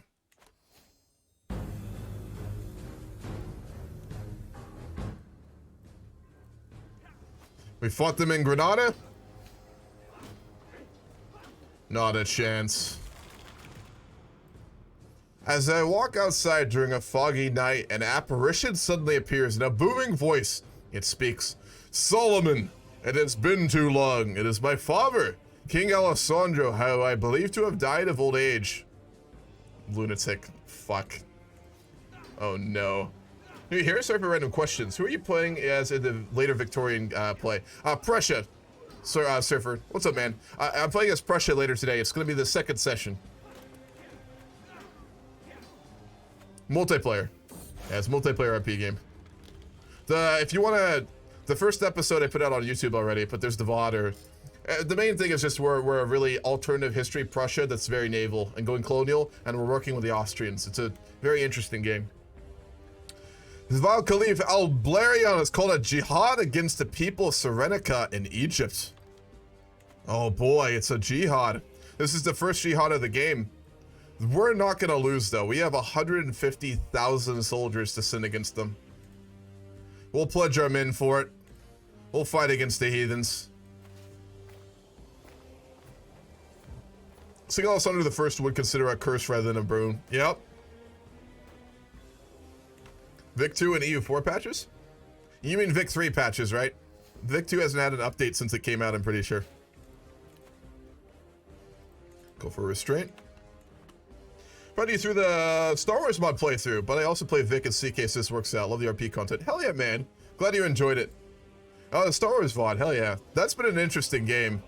There's going to be a giant three-way war next Friday when we play that. It's going to be the Confederate Alliance versus the Empire Remnants versus the, what's it called? The Rebellion. So it's going to be a three-way war. Should be interesting. What in the world has happened to my daughter Maria? She's all bruised and beaten, and she refuses to name who did this to her. Was it an older child, or did she pester a noble to the point of fury? We're going to make her paranoid like us. Oh no. To be fair, it's not realistic parenting if you're not teaching your children the horrible things that you do. Let's be honest. If you're not passing down your faults to your children, are you really even parenting? I mean, come on. Come on. It's a requirement. Let's try and finish off their army here. Vic 3. Yeah. The new Vic 3 update looks really good. I am very hopeful for Vicky 3. I know a lot of people are discouraged by it, but I'm really not. I think it's going to be a great game. Must be guilty of something. We're getting a lot of dread, aren't we? Wow. Ah, yeah, cool. Then you know. Yeah, next Friday is going to be interesting. Indulging myself in combat against some of the enemy's levies, I find myself slashing through their weaker, less trained forces with ease. Cutting down a few enemies every few minutes, the soldiers alongside me are equally thrilled at their unmatched skills give them easy kills. And eventually I find myself clashing with a slightly shorter, skinnier opponent who rushes me frantically. Oh no. I step aside and allow him to fall past me, stumbling to the ground. As they stand themselves up, their helmet slips off, revealing the face of a boy, no older than 16 years old, with not a single hair grown on his face. Do I subdue him without killing him, or do I cut him down like the rest? We were once a compassionate man, but we're not anymore. We're gonna cut him down. There was a time King Solomon would have given that child respite. Not anymore.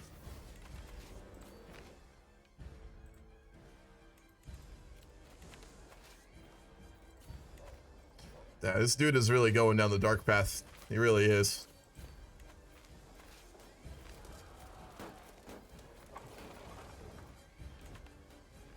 Now they're running. Our son has it in hand. I think it's time for us to send troops to the crusade. Fight the heathens ourselves. Well, after fighting for over a year now in Iberia, we are sailing to Egypt to fight the heathens even more. We haven't been home in a long time. Yeah, we just killed a child. Yep, we did on the battlefield. My best friend Pope Innocentius approaches me with a big smile on his face. My dearest friend, we finally see each other. I feel like we need to spend more quality time lately. Maybe you'd be willing to try something new with me. I know just a thing to distract your mind, restore your body, and lift your spirits. What about some fishing? The quiet of nature all around and nothing but you, your prey, good drinks, and good company. Damn, the Pope wants to go fishing with us. Fuck yeah, he's our best friend. That's wholesome as fuck. Just a fishing trip between our crazy king of Sardinia and the Pope. They're just going fishing during the crusade. Fuck yeah. Beautiful. Fucking hilarious. Ah, charmed a vassal. Good.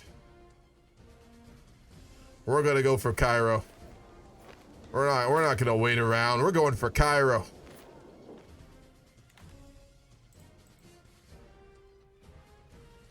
Hammurabi don't get it. In CK3 here, Shishashik is the Muslim version of an alcoholic. Yeah, it's very strange. Well, because the Muslims don't drink. Well, they did, but they don't technically drink. So, I mean, how common was hash smoking during this time period? I really don't know. And thank you for the follow, Justin King. Religious map. Let's take a look. Uh-oh. For a year, I've been recently receiving frequent visits from my father, King Alessandro, day in and day out. He is adamant that no one is allowed to see him, but people are starting to worry. How am I supposed to focus on my stick horse when he acts like this? Leave me alone. We're haunted by the dead. Oh no. Yeah, Orthodox is coming back a little bit. Nothing too crazy.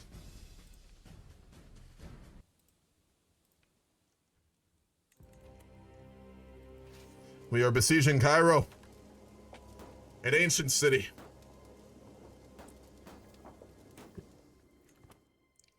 In defense against this jihad.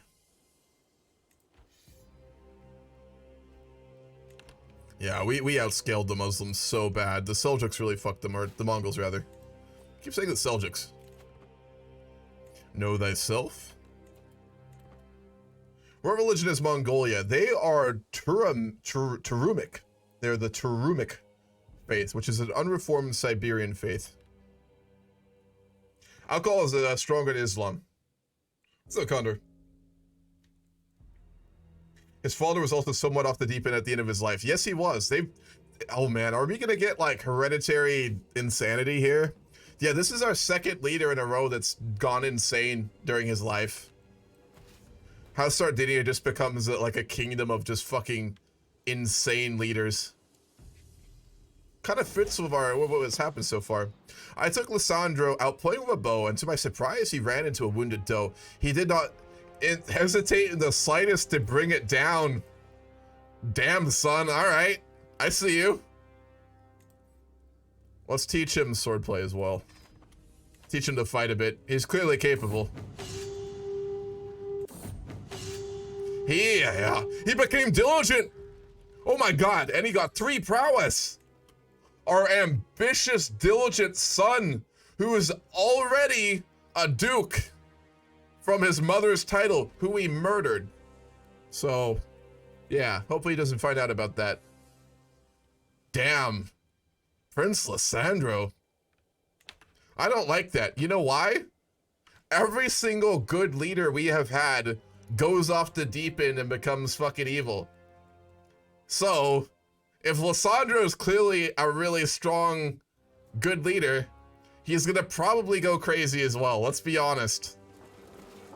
The tradition continues. Don't fuck up this character, please. What do you mean fuck up this character, Dolphin? What do you mean? What do you mean by that? I see a revenge story forming here. Oh, man. Okay, hear me out. If later on our son figures out that we killed our wife, we could switch to playing our son and try and murder King Solomon and take all his titles. I'm just saying, that'd be kind of fun. And get the revenge arc. It is impossible to stay sane in this world if you got the big brains. Yeah, that's true. Does make it difficult. For our Chancellor, we'll go for not Gudari. We don't trust him. We also don't trust our brother. He's old as fuck now. He's a crusader. We'll go with Arconito of Corsica. He's not competent, but he's low. Oh. This is the problem when I start ranting. We just get killed by armies in wars. The slaughter at Cairo. 8 of us got away. We lost our whole army. You're not married again? No, we haven't. We are married. Princess Arsine of France. We're just betrothed, though. She hasn't come of age. She's a princess of France. All right, let's have a mystical communion. Oh no. My dear friend, it has come to my attention that you regularly engage in some most unusual forms of prayer. I demand that you end this ridiculous practice and do appropriate penance for this misinterpretation of our faith right after our fishing trip with him too. I mean, come on, man. Let us do us. No, we're good. We're good. He doesn't understand. You know why? God doesn't talk to him. He's basically a heathen. He's said to us before. He's questioned us. He doesn't have God talking to him. We have God talking to us all the time. We should probably be the Pope here, if anyone. I mean, honestly. The Lord doesn't even talk to him. And he's telling us to stop talking to God. Madness. He's the crazy one. We're not crazy. He's crazy. Fuck, we're at a Chancellor's. Uh-oh. Has everyone just left our court because we're crazy? Probably. Well, we don't have a Chancellor right now. That's unfortunate. We're going to also ask for gold right after that. Fuck. Let's try and train our son again. Yeah, he gave us the money. That's what I thought, bitch. They're going to follow Cam Bam Jam. They colonized Egypt. Not quite yet. This is a jihad, Dolphin. What is the mass trait our wife has? She is hypercalculic, which means she's good with numbers and can do complex calculations in her head. I have a mod that adds a bunch of more interesting like traits and stuff like that. So, you also have your dead dad talking to you. No, he's not dead. He's still alive. He's just talking to us. No one can see him because he's holy, and he can shroud himself from non-believers. He's still alive. I don't know what you're talking about, Dolphin. He's clearly alive. He's right there talking to us. Don't you see him? You're the crazy one. It's time for my ward Lysandro to step out into the courtyard and spar with sword, axe, and spear. Wonderful. Come on, son. Damn it, he failed. Oh well. He's ambitious and diligent. He'll get there. We're not going to use Gunare. We don't trust him. We're not going to make him Chancellor. We're just not going to have one. Overwhelmed by stress.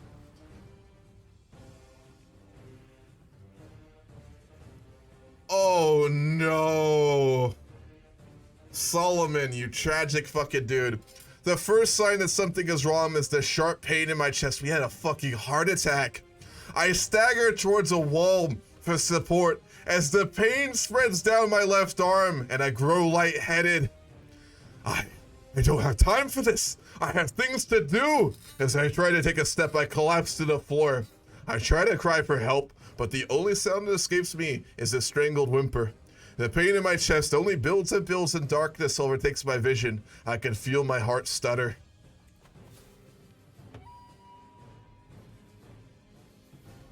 After losing his army in Egypt, after fighting against his inner demons for years, King Solomon died of a heart attack. King Solomon, of course, got rest in the arms of the Lord at 32 years of age. He died from stress. Although quite famous for his short intellect, he could not outsmart death. Damn. What an interesting character, though. Holy shit. Alright. We're a King Lysandro. We own Granada, Majorca, Sardinia, and Corsica. We are ambitious. We are diligent, we are curious, and we have a very sharp mind. Oh, wow. And we're in the middle of a jihad. And that is where we will end for today.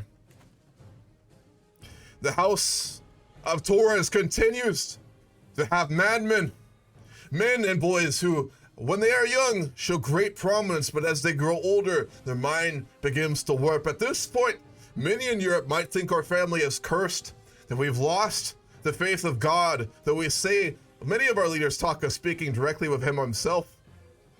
We're gonna get trained by the Pope. We're gonna become a ward of the Pope like our father. That I will do. With the Mongols split, the HRE controlling most of Central Europe, the Pope who trained our fathers still alive, and yet again, a young king inheriting far too early. This is where we will end for today. With that, I am going to end the stream, and I'm going to go make some lunch before the Prussia Vic 3 game. I also will say, I promised to do the Kaiserreich start yesterday morning, and I fixed my computer.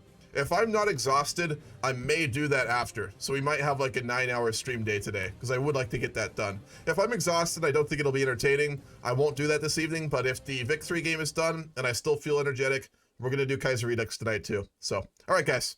Hope you enjoyed.